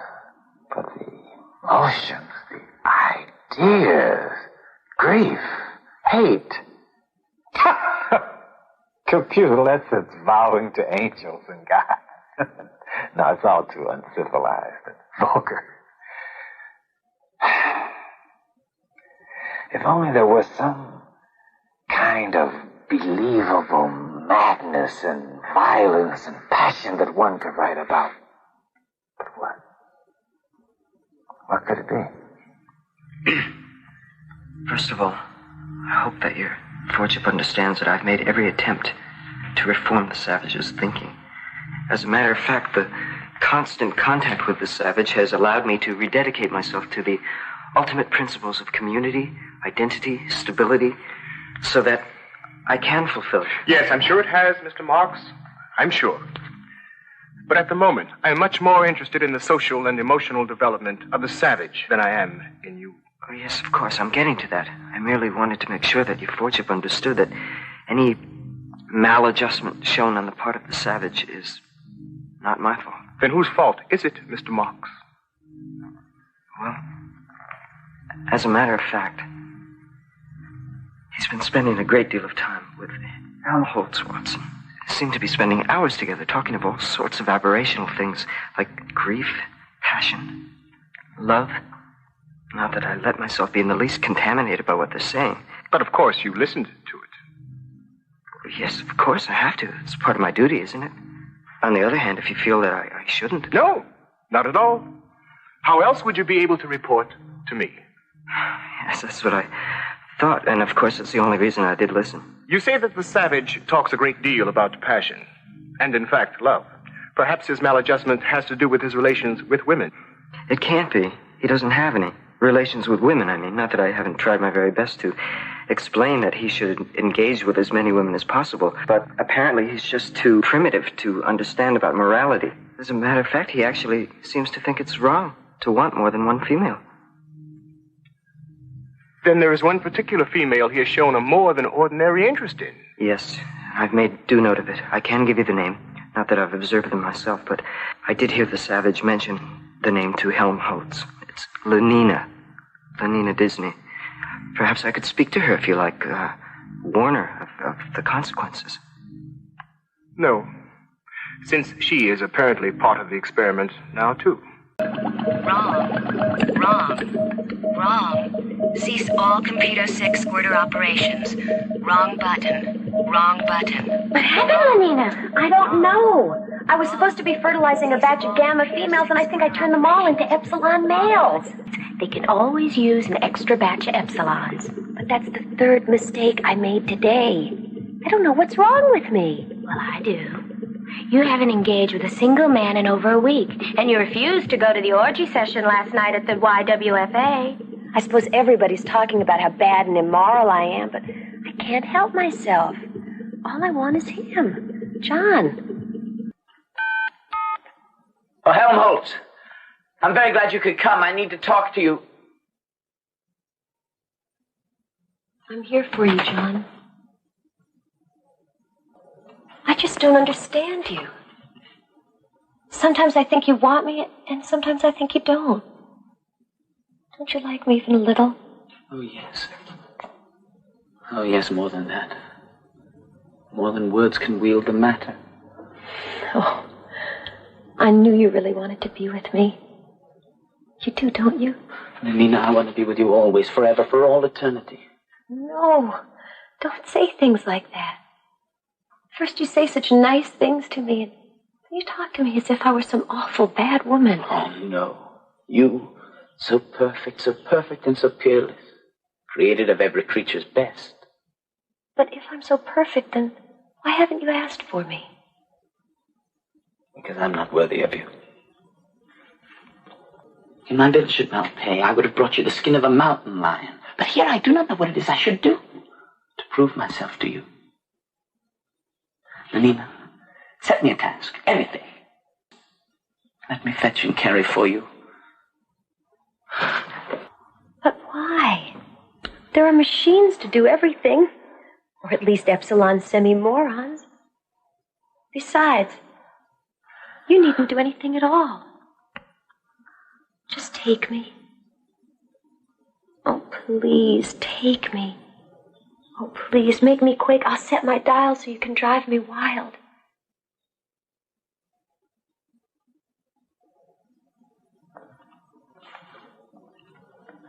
Oh, hug me. Hug me till you drug me. Give me a kiss that's full of bliss. Oh, shame, where is thy blush? Strumpet whore! Get me to a nunnery, go! A what? Assume a virtue if you have it not! Out of my sight, damned whore! A gram is better than a dam. When your nerves go jingle jangle, a soma will make you spick and spangle. Bid you nor the soiled horse go to it with a more riotous appetite. Oh, frailty, thy name is woman.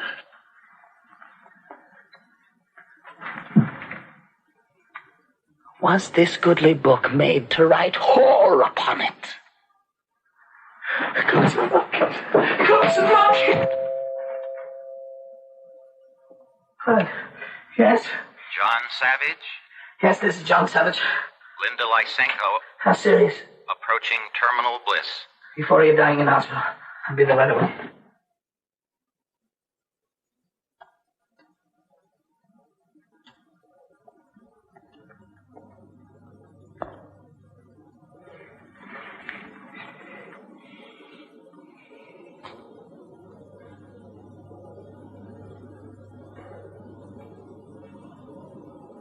I did love you. Once. Love is madness. John?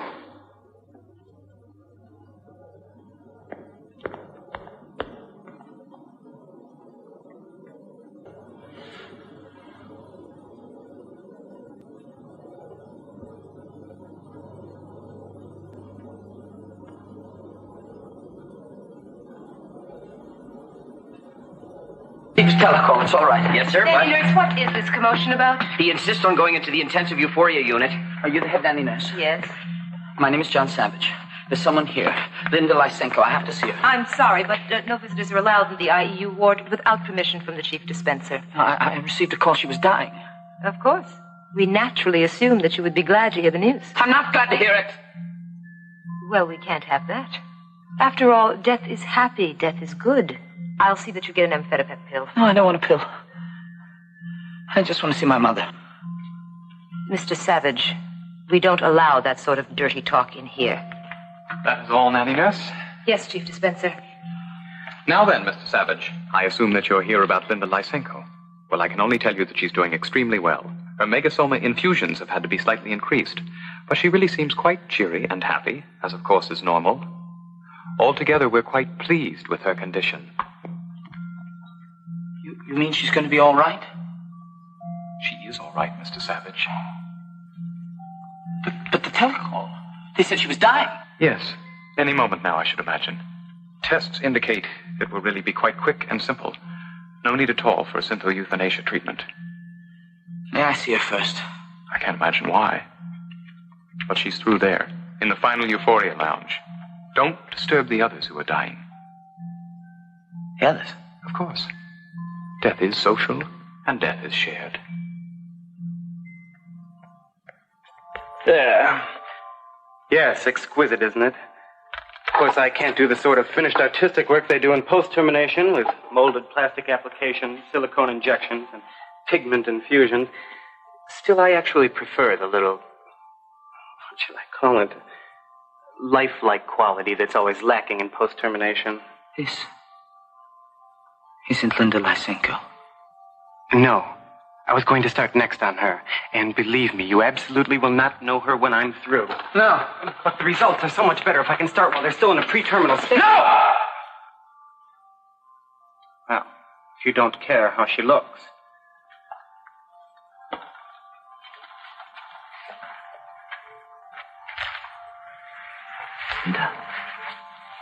Linda. Oh, John. Were you playing outside? Yes. Mm-hmm. You have to study now. So, when we go back to the other place, you'll know everything. Mm-hmm. Say your alphabet now with me. A, B, C. Vitamin D.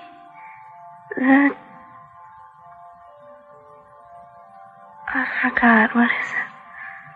I've forgotten.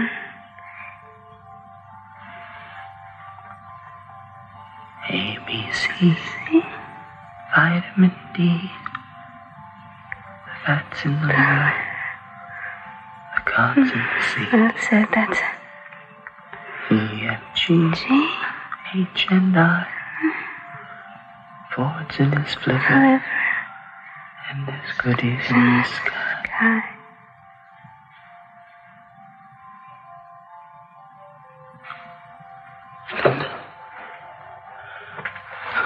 Linda. John? Is that you? Yes.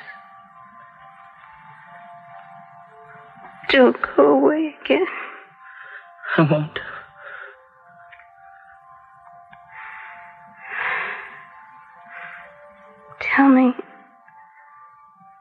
Tell me again about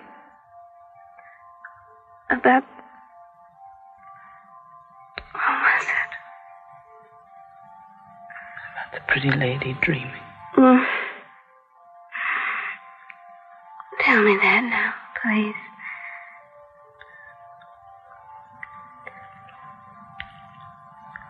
But now sleep. Sleep and see what visions I have seen. What towers cloud-capped, and men that like angels fly. Thither shall we go, you and I, and sup perfection. Now, children, everyone will get his turn, and the one who does the best will get an extra Soma cream treat. Yay! You don't mind if my class plays a little, do you? Oh, no, not at all. That's part of the fun of my job. Good. Everybody ready? Yeah. Get set. Go!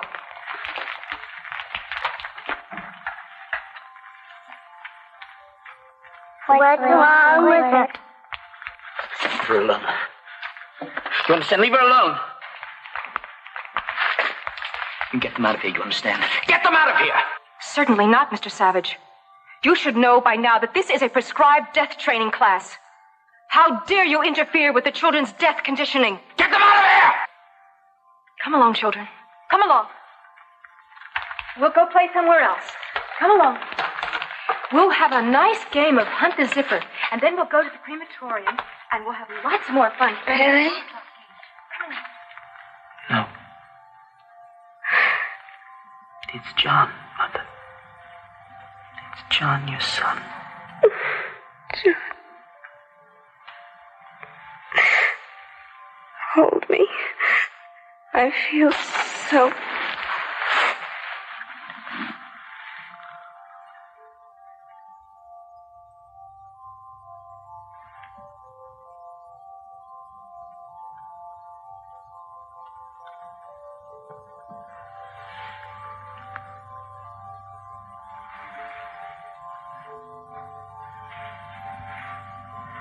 Help me. Please help me. Yes. But there's nothing at all wrong. She's just dead. Attention in the Intensive Euphoria Lounge. A new happy one has just passed on. They'll be right in to get her. Are you sure she wouldn't benefit from a little touch-up before...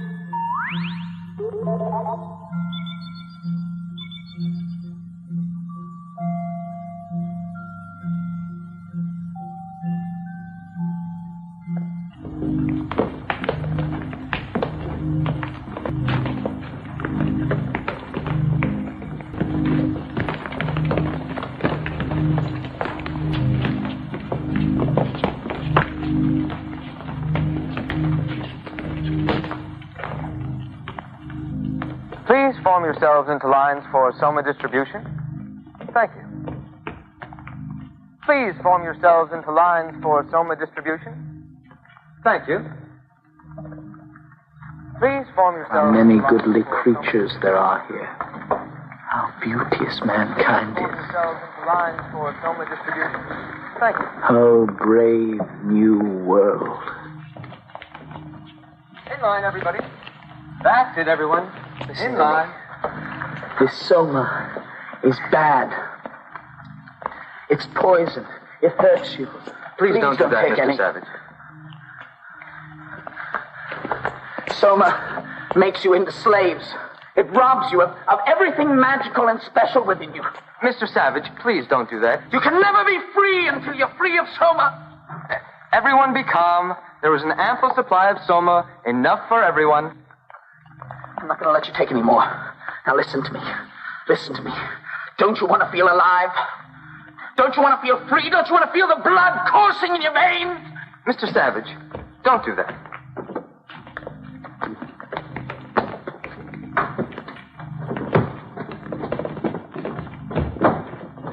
This is poison! Mr. Savage. Mr. Savage, please. Mr. Savage, they need their soma. No, they don't.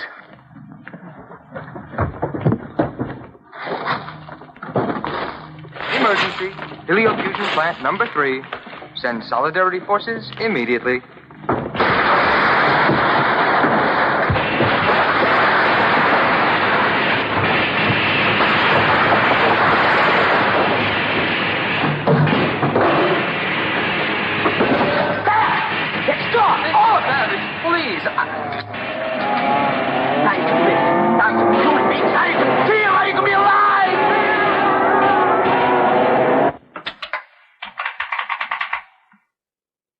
Parkwood Place, number 317.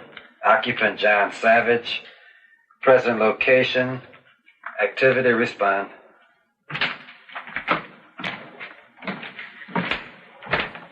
Where's Savage?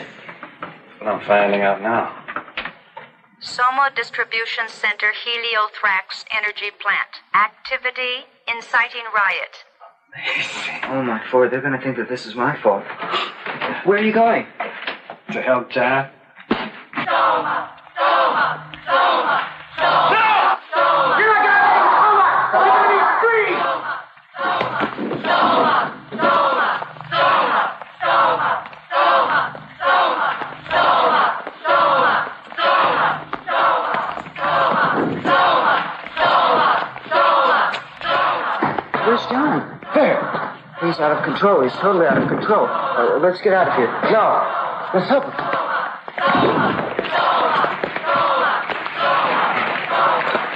There.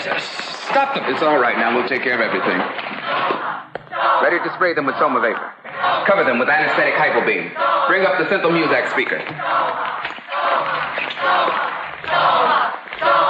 Ready to Synthocast? Voice of Reason tape? No. I think the voice of good feeling. Anti-riot speech number 2. Medium strength. Yes, sir. My friends, please, please, what is the meaning of this? My dearest friends, why aren't you all being happy and good together? Happy and good, at peace, be calm, please, please. I do want you to be happy. Be happy. Be happy. Be happy. Be happy. Now goodbye, my dearest, dearest friends. May the good Ford keep you and watch over you. Now Destroy Soma. Destroy Soma. May the good Ford. Apparently, the Soma vapor did not completely restore them to emotional stability. Destroy Soma. Destroy Soma. Destroy Soma. Farewell. We don't need your Soma. We're free, right? He's the one who caused it. The savage. Nevertheless, I'm afraid we'll have to take them all in. Will the 3 of you come along quietly, or must we anesthetize? We'll come. Thank you. Oh, me? Well, why me? I'm not involved in it. This is a mistake. I'm sorry, Mr. Marks, but orders have been issued directly from the Western Controller's office by his Fordship Mustafa Mond. All 3 of you to be taken in immediately. They're here. Yes, they're waiting for you. It's a shame. Especially the savage. After all, he was anthropologically unique. Why are they taking so long? What are they going to do? If I could just explain to someone, this isn't my fault. What are you doing? I'm making some notes on a new jingle about feeling. Feeling what? I don't know, something, anything, just feeling. That's ridiculous. And it's certainly not going to be any help with the trouble we're in here. I don't care about that. Well, I do. What about me? What rhymes with hurt? Quirt, dirt, a spurt, that's it. Not the deepest wounds could hurt, though from them life's blood did spurt. You'll tell them for me, won't you, John? What? That this isn't my fault? I'll tell them what you... Look at this, Bernard. It's an antique. They call it a book. No. It's Shakespeare. Looks like a book to me.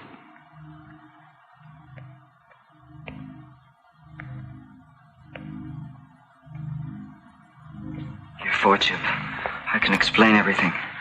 It was a mistake. We didn't mean it. I did. I meant to do just what I did, and I'm not sorry. Well, I want your Fordship to know that I'm sorry.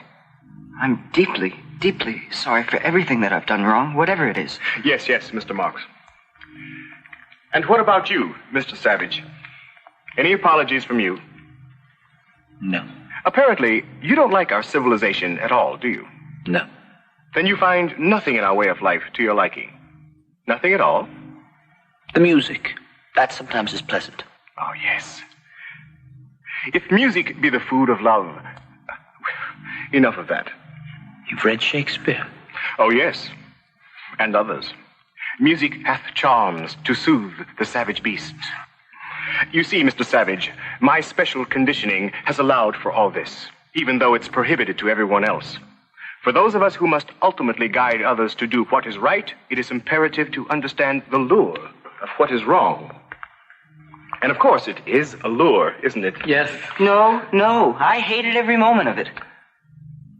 Well, unfortunately, whatever the motivations, your actions have caused problems. Definite problems. But then there's a quite simple way of removing them. What is that? By removing both of you, of course. No. You will have to be removed to some other place so that the possibility of the contamination spreading will be removed with you. You mean you're going to send us away to some free island like Iceland?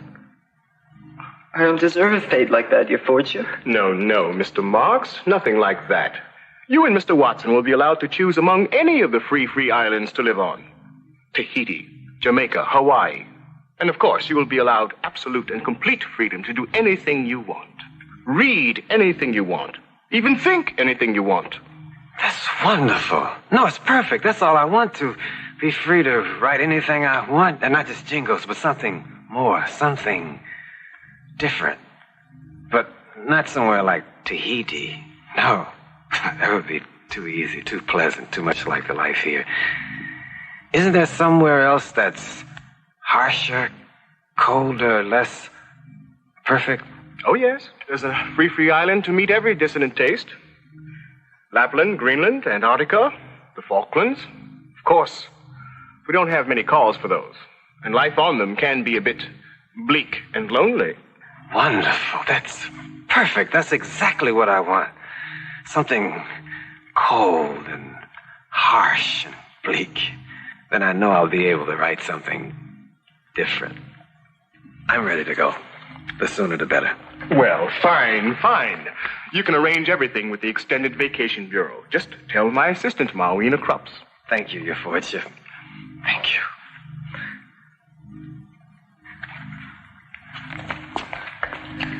John.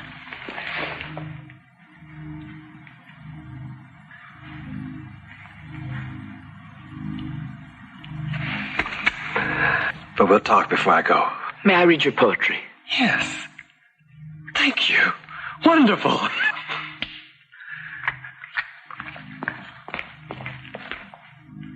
Bernard, coming? Have you gone insane? I can't go somewhere like Lapland or Antarctica. I don't have to go someplace like that, do I, your fortune? No, of course not, Mr. Marks. I think you'd much prefer somewhere like Tahiti. Tahiti? Yes. A pleasant climate, no work, charmingly pneumatic females. Yes. As many or as few as you desire. But study the brochures, Mr. Marks. I'm sure you'll find the right thing just for you. May I have one moment? John, I'm off to Tahiti. And, I just want to say that I wish you all the best. Thank you. I hope you find what you want. Tahiti.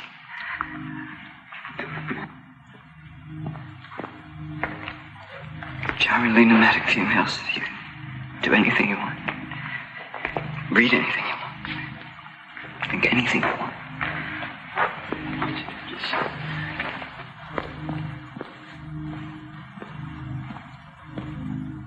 What about me?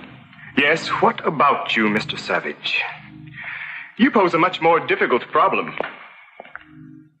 Unfortunately, your dissidence is so ingrained, so much a part of you, that it might even be socially dangerous to send you to the free islands. And of course, it would be impossible now to send you back to the primitive reservation after your exposure to civilization. And on the other hand, you have made it quite clear that you can't be allowed to openly wander about as part of our society. I don't want to be part of your society. I want to be alone. I think it best to find some isolated place where I can be completely and totally by myself. Yes, that may just be the answer. Thank you. And for your sake, I hope it is. Yes, we'll try it for a while, Mr. Savage. I'll make all the arrangements for you.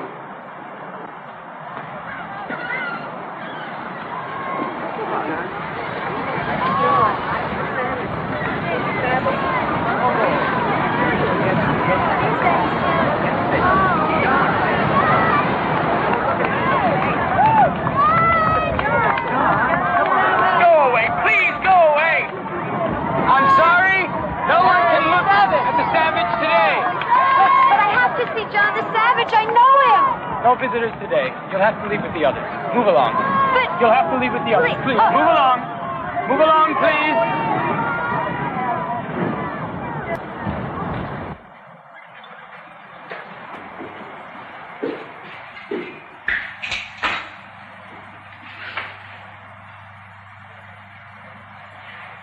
Good morning, Mr. Savage. I took advantage of my position to let myself in. I hope you don't mind. No. If you'd like to join me, I think I have enough for two. Enough of what, exactly? Well, it's going to be a stew. Potatoes, carrots, onions, fresh fish heads. No, thank you. I had some imitation scrambled cholesterol before I left. But you go right ahead. Interesting. You've grown your own food, built furniture, woven cloth for yourself. So now you're Robinson Crusoe, and this is your very own Walden. I'm sorry. I'm sorry. I was referring to some other books that you perhaps haven't read. But then I'm sure the same ideas could be found in Shakespeare. Someone cast on an island who builds a dwelling for himself to live in. Be not afraid. The isle is full of noises, sounds, and sweet airs that give delight and hurt not.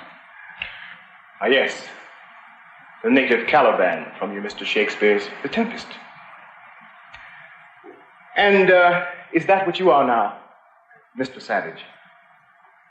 Not afraid, at peace with yourself? And if so, why do you have this? To drive evil spirits out of your body, I suppose. I don't believe in evil spirits anymore. I'm not even sure I believe in the good ones. I wish I could, but I can't. So we've taken that away from you, too. I'm sorry. But then if you don't believe in evil spirits anymore, why do you whip yourself? I still believe in my spirit and the desires within me which are evil. But my dear Mr. Savage, with a violence-passion surrogate treatment, you could achieve the same end, but without any of the unpleasantness and inconvenience. No need for hair shirts and whips. Just the proper button to push and in complete comfort. I don't want comfort. Then what do you want? Unpleasantness? Suffering? Pain? Yes, I want all of that. And all of the things you've done away with. I want danger, I want poetry, I want goodness, I want sin, I want freedom. Put more directly, what you are really saying is that you claim the right to be unhappy. All right, then. I claim the right to be unhappy. But that also means the right to be sick, to be crippled, to be insane, the right to grow old and ugly and wrinkled, the right to protect yourself from violence, the right to kill or be killed, the right to have too little to eat. And the right to hope, to love. Yes, even the right to fall in love, and then be spurned, betrayed, left racked with pain and jealousy. Is all of that really what you want, Mr. Savage? That's exactly what I want. I claim all of it.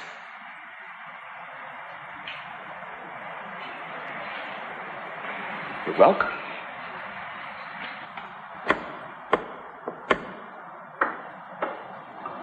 Now remember, I want the Feely camera following him at all times. Now, DB? No. Wait till the Savage comes outside. I'll tell you when. I'm sorry, visitors aren't allowed here any longer. Who's in charge here? I am, officer. The name is Darwin Bonaparte, and I happen to be a Feely film director. And this is a Darwin Bonaparte Feely film conceived, produced, and of course, auteured by Darwin Bonaparte. Who gave you permission to do this? The Western World Controller, His Lordship Mustafa Mon. Oh, that's different. I'm afraid you're in the way there. If you don't mind, I don't like distractions when I'm creating. There he is! You see how I've caught the artistic essence of the Savage, Your Lordship? A lone outcast surrounded by the uncivilized forces of nature. Yes, I do see. It's quite beautiful. Alluring, in fact. But I assume you wouldn't want it to be too persuasive. Right. Exactly what I thought, too. Of course, this is just a rough cut. Naturally, I plan to get rid of all the alluring parts. You'll see, once it's edited, speeding up, slowing down, changing words. The Savage will be a charming comic figure. Charming? I thought you meant to say something else. Pathetic. Primitive?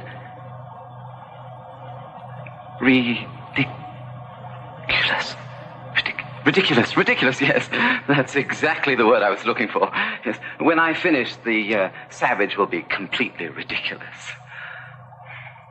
The Since You Feely Corporation presents a new Feely film by Darwin Bonaparte. A farcical comedy produced, conceived, and auteured by Darwin Bonaparte. Simple Simon Savage.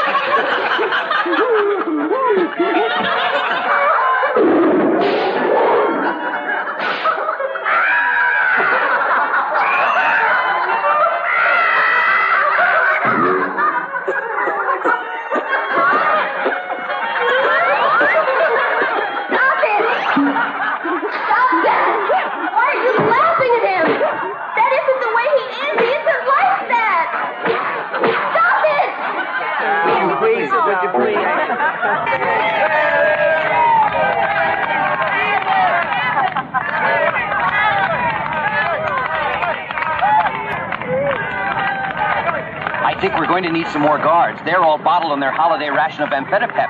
If the Savage doesn't come out soon, it could turn into a riot. You'd better send for Soma gas. We may need it. Yes, sir. No, please. Please, no. Please, no.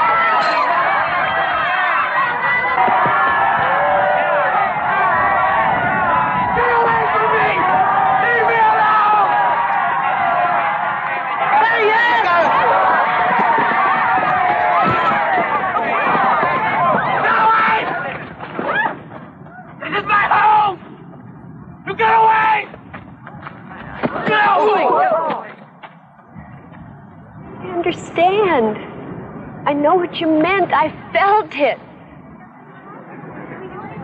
Thine own love my heart proclaims. Do you understand, John?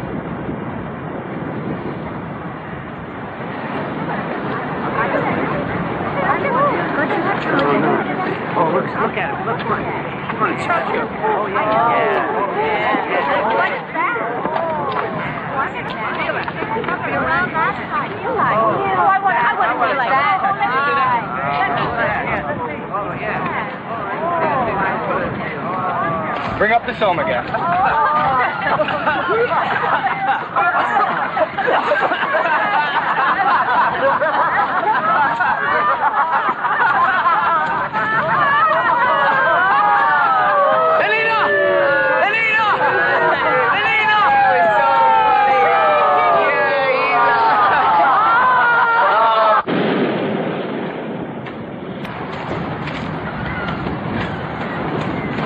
Whoever you're looking for, sir, we must already have them. I must find her. Perhaps so. She's over at the collection station. No, she's here. She's waiting for me.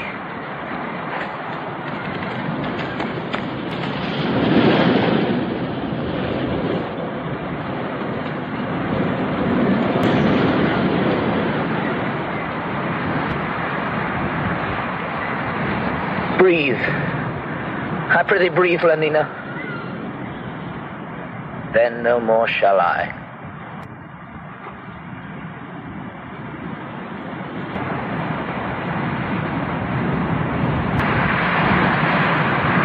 Here's to my love.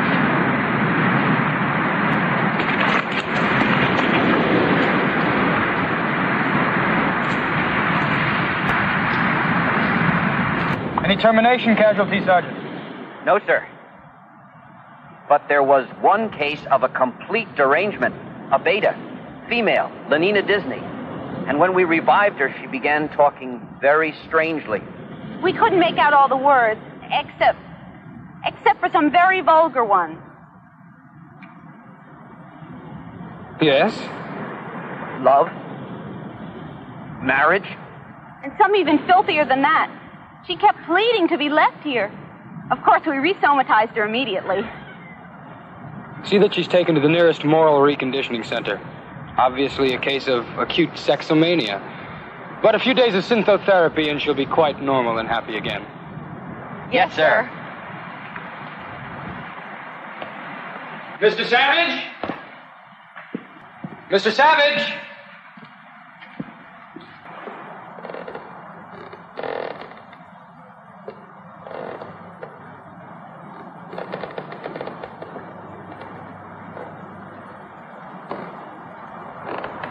Is it finished? Yes, all records of the experiment have been computer shredded and completely electro-erased. Of course, he posed great problems. People wondering how he could do without Soma. Why he lived alone. How? Why? How? Why? But still I wonder. Was there another way, Mawina? For the Savage? What? I don't know. Well, you tried to civilize him. To teach him. Yes, like Caliban. The plague take you Prospero for teaching me. Caliban? A different savage that a magician, an ancient kind of controller named Prospero tried to civilize. Just a story. I don't understand. No, but John did. Will there be anything more, your Lordship? No, nothing more at all.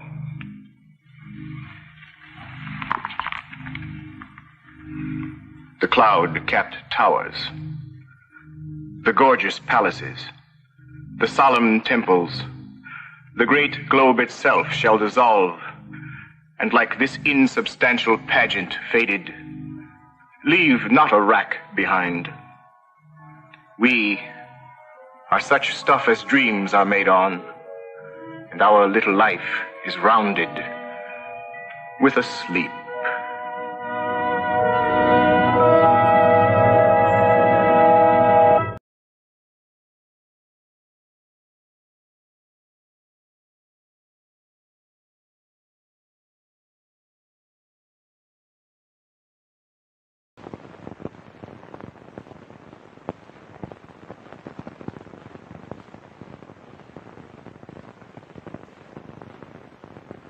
This is Aldous Huxley, a man haunted by a vision of hell on earth.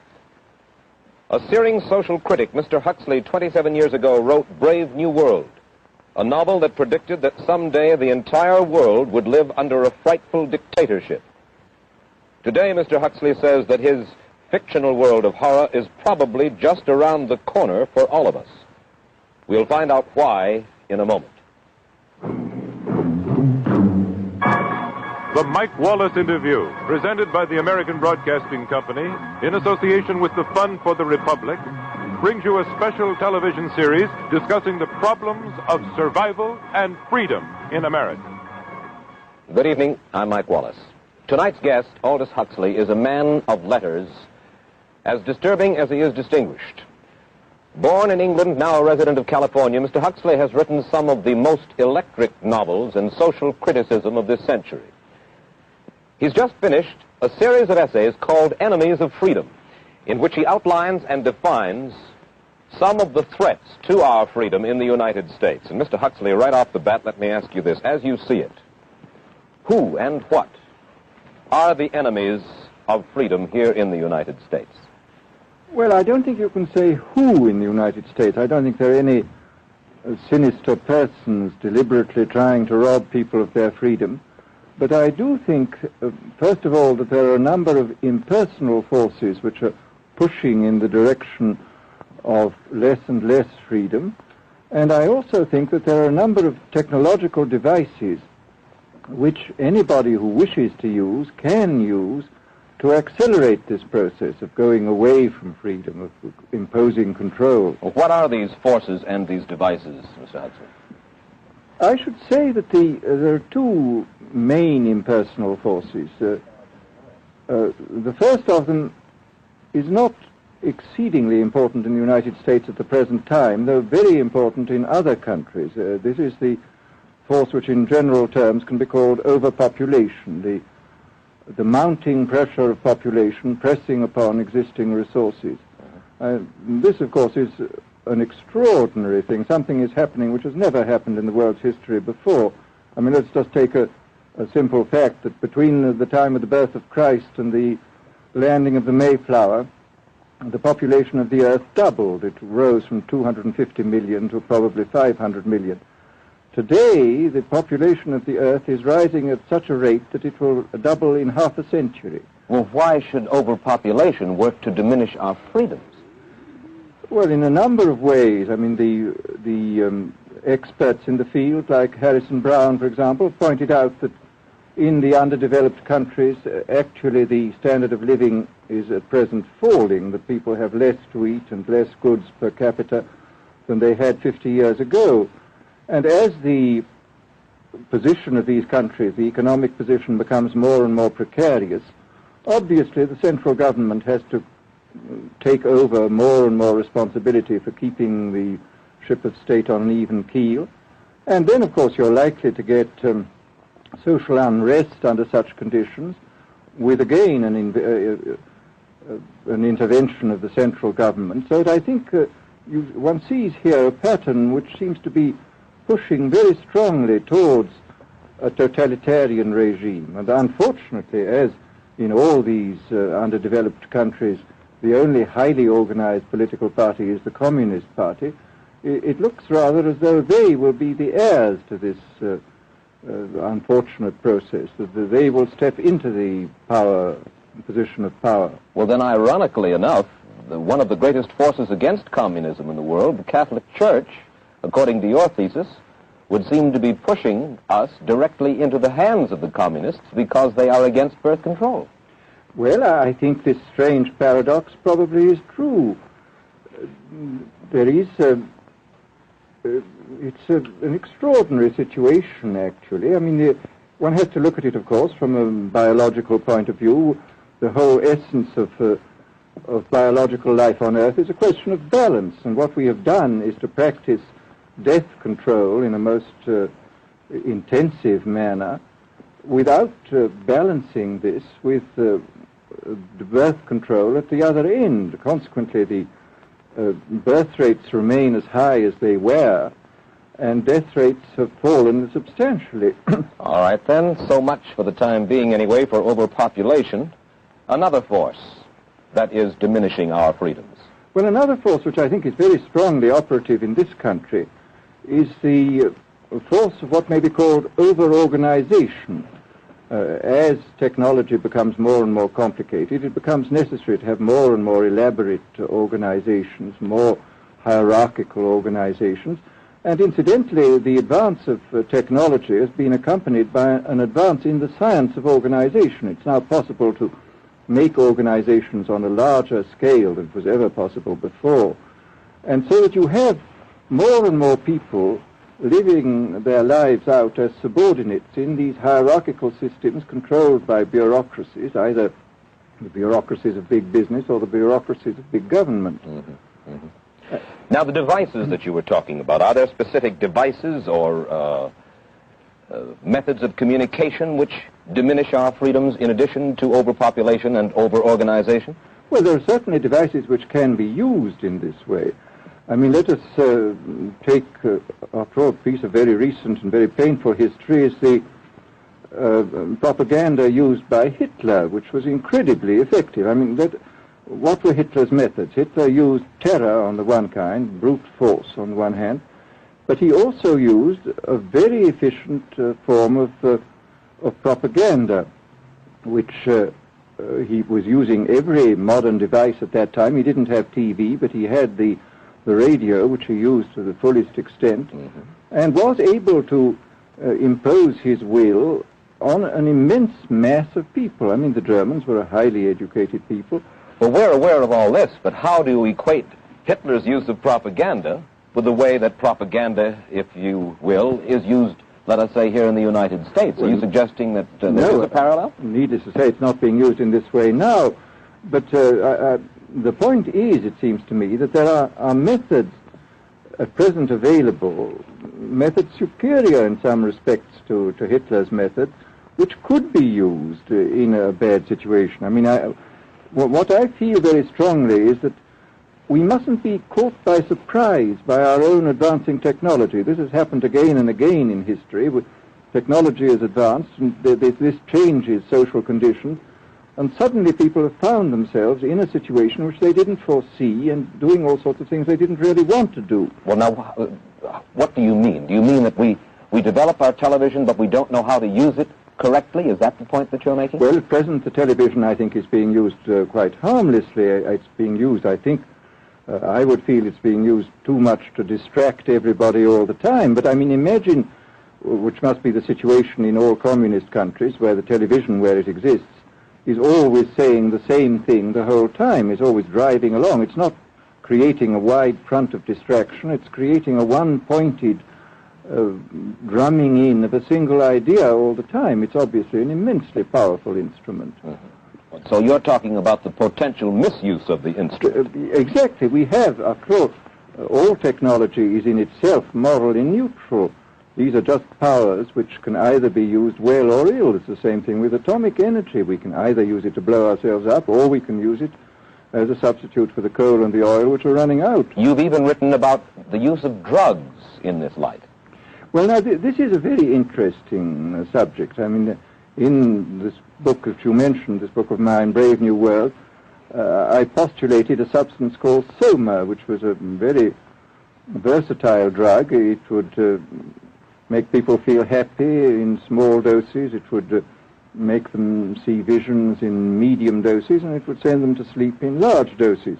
Well, I don't think such a drug exists now, nor do I think it will ever exist, but we do have drugs which will do some of these things, and I think it's quite on the cards that we may have drugs which will profoundly change our mental states without doing us any harm. I mean, this is the pharmacological revolution which has taken place, that we have now powerful mind-changing drugs which, physiologically speaking, are almost costless. I mean, they are not like opium or like cocaine, which do change the state of mind, but leave terrible results physiologically and morally.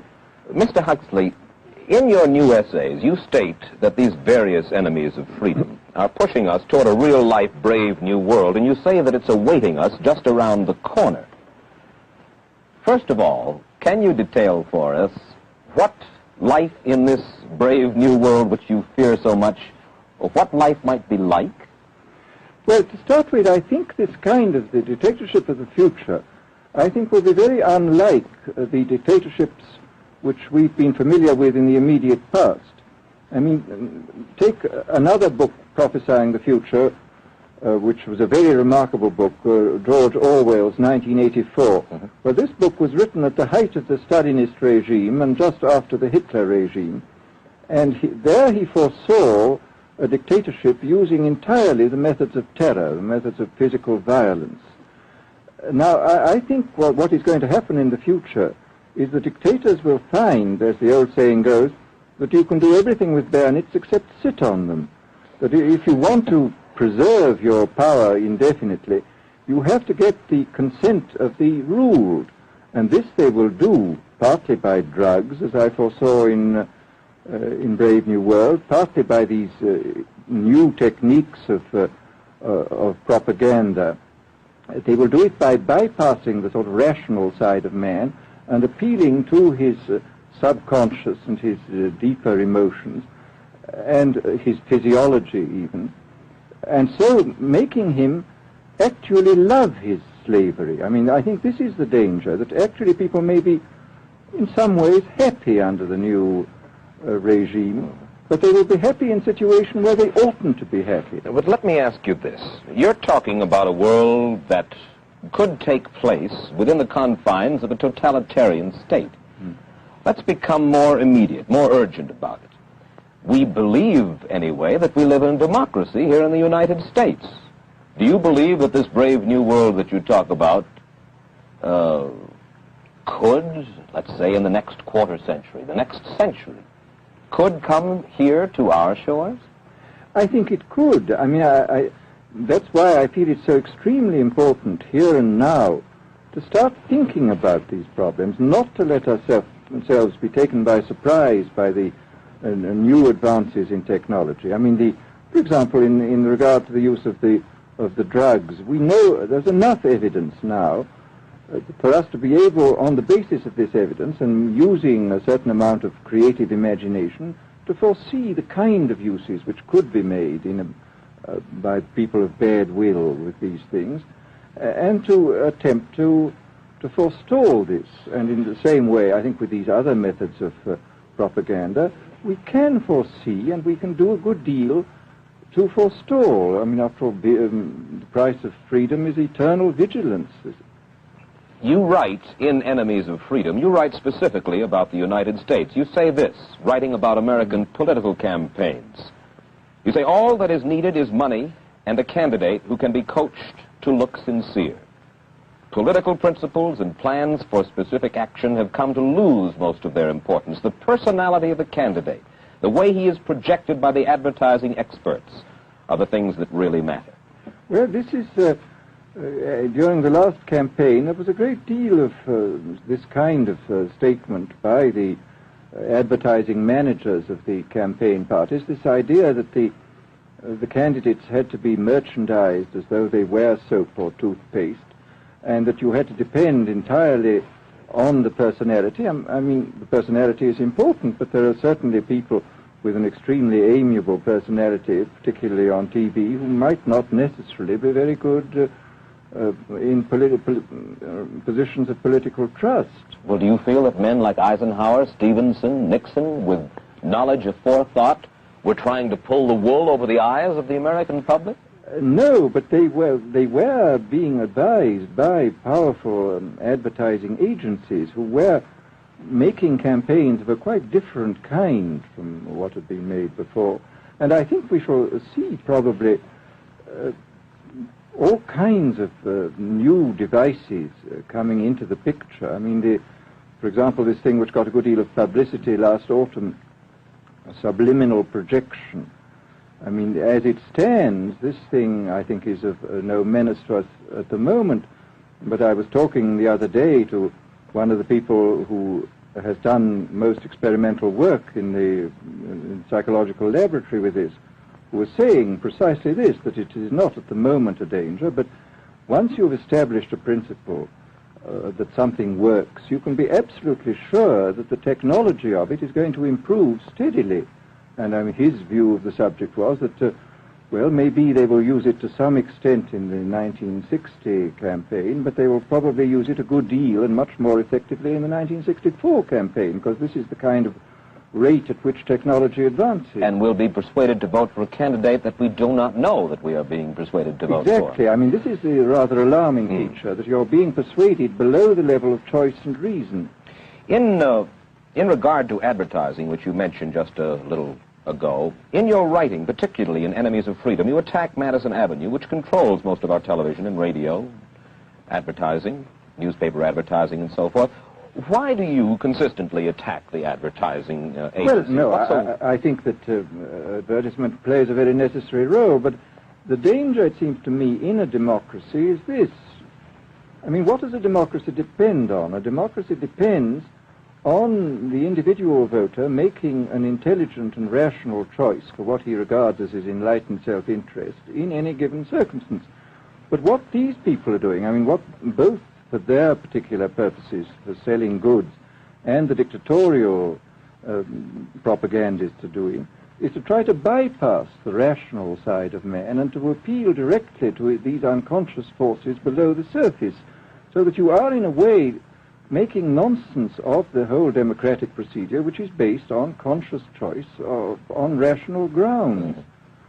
Of course, well, maybe you have just answered this next question, because in your essay you write about television commercials, not just political commercials, but television commercials as such, and how, as you put it, today's children walk around singing beer commercials and toothpaste commercials, and then you link this phenomenon in some way with the dangers of a dictatorship.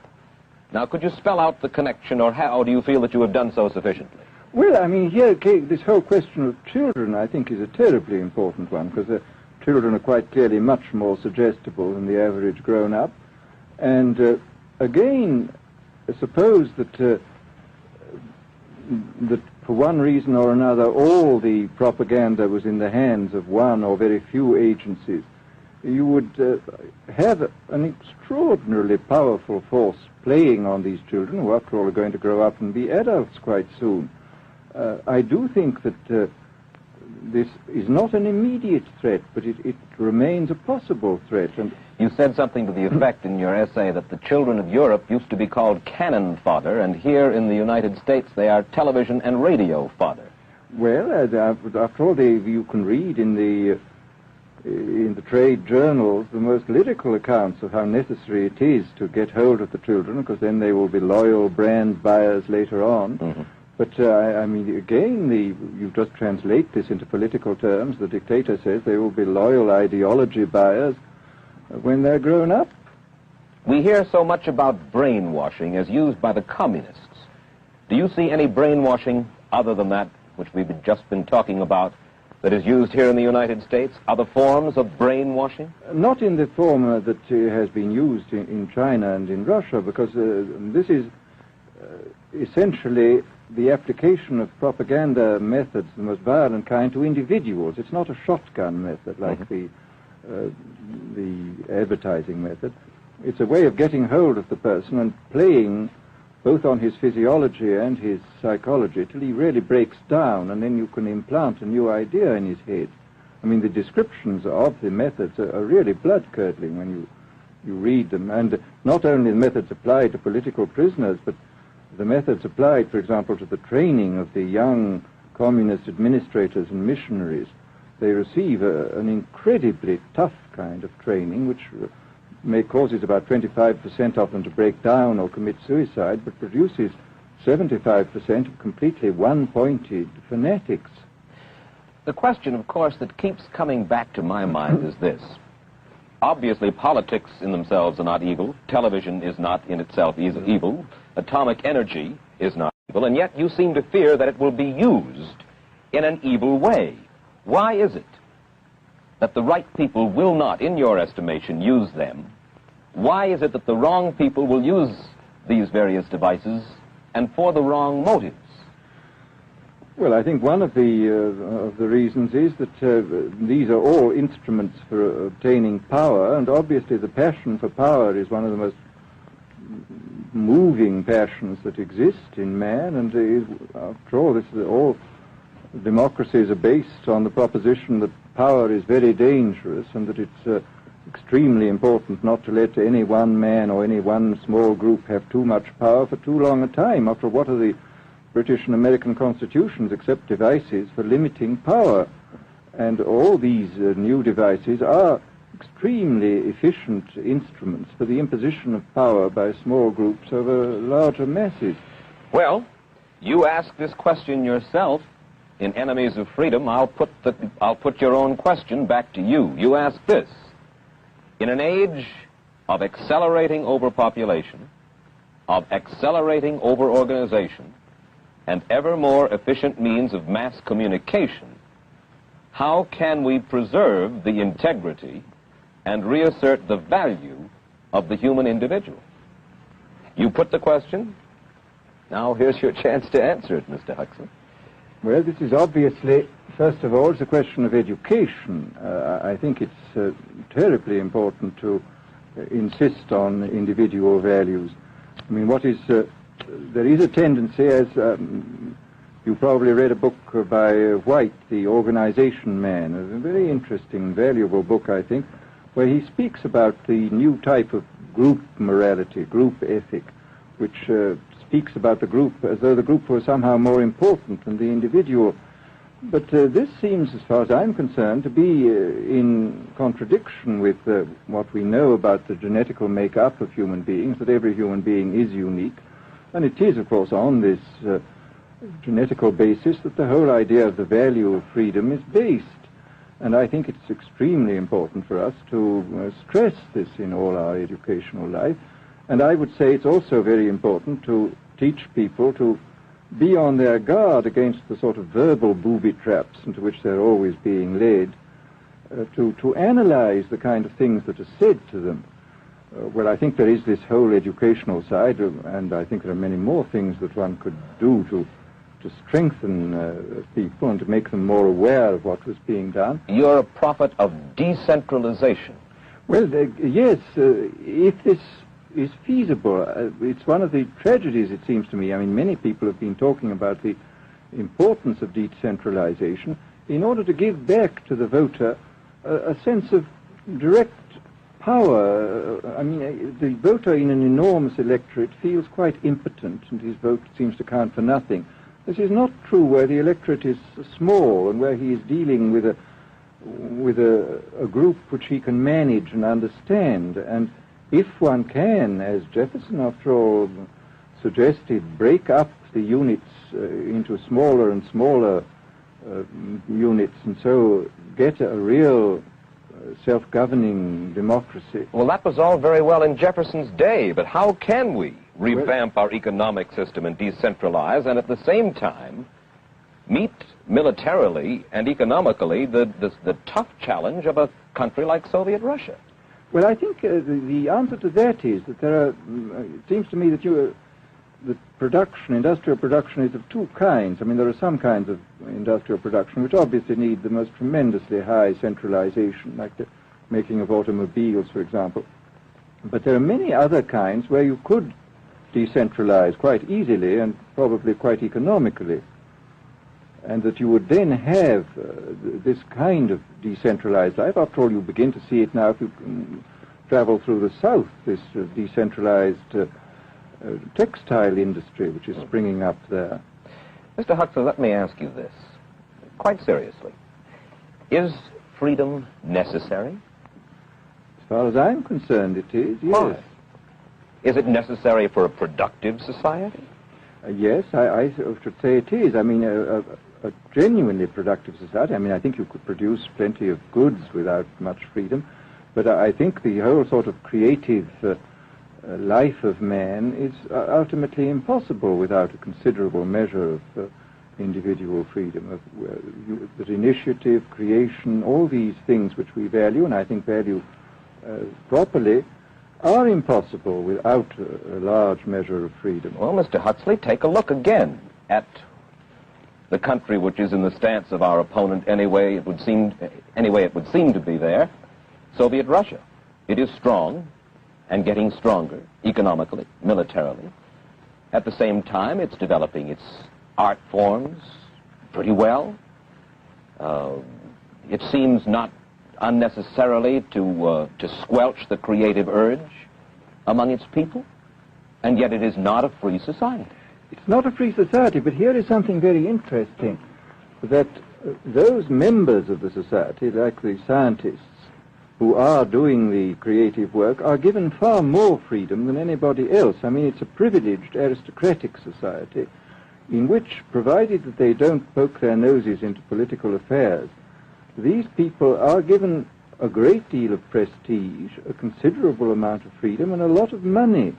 I mean, this is a very interesting fact about the new Soviet regime, and I think what we're going to see is a people on the whole with very little freedom, but with an oligarchy on top enjoying a considerable measure of freedom and a very high standard of living. And the people down below, the epsilons down below, enjoying very little. And you think that that kind of situation can long endure? I think it can certainly endure much longer than a situation in which everybody is kept down. Because, I mean, they can certainly get their technological and scientific results on such a basis. Well, the next time that I talk to you then, perhaps we should investigate further the possibility of the establishment of that kind of a society. where the drones work for the queen bees up above. Well, but yes, but I must say I still believe in democracy. If we can make the best of the creative activities of the people on top, plus those of the people on the bottom, so much the better. Mr. Huxley, I surely thank you for spending this half hour with us, and I wish you Godspeed, sir. Thank you. Aldous Huxley finds himself these days in a peculiar and disturbing position. A quarter of a century after prophesying an authoritarian state in which people were reduced to ciphers, he can point at Soviet Russia and say, "I told you so." The crucial question, as he sees it now, is whether the so-called free world is shortly going to give Mr. Huxley the further dubious satisfaction of saying the same thing about us. Stay tuned for a preview of next week's interview. Till then, Mike Wallace, good night. Thank you.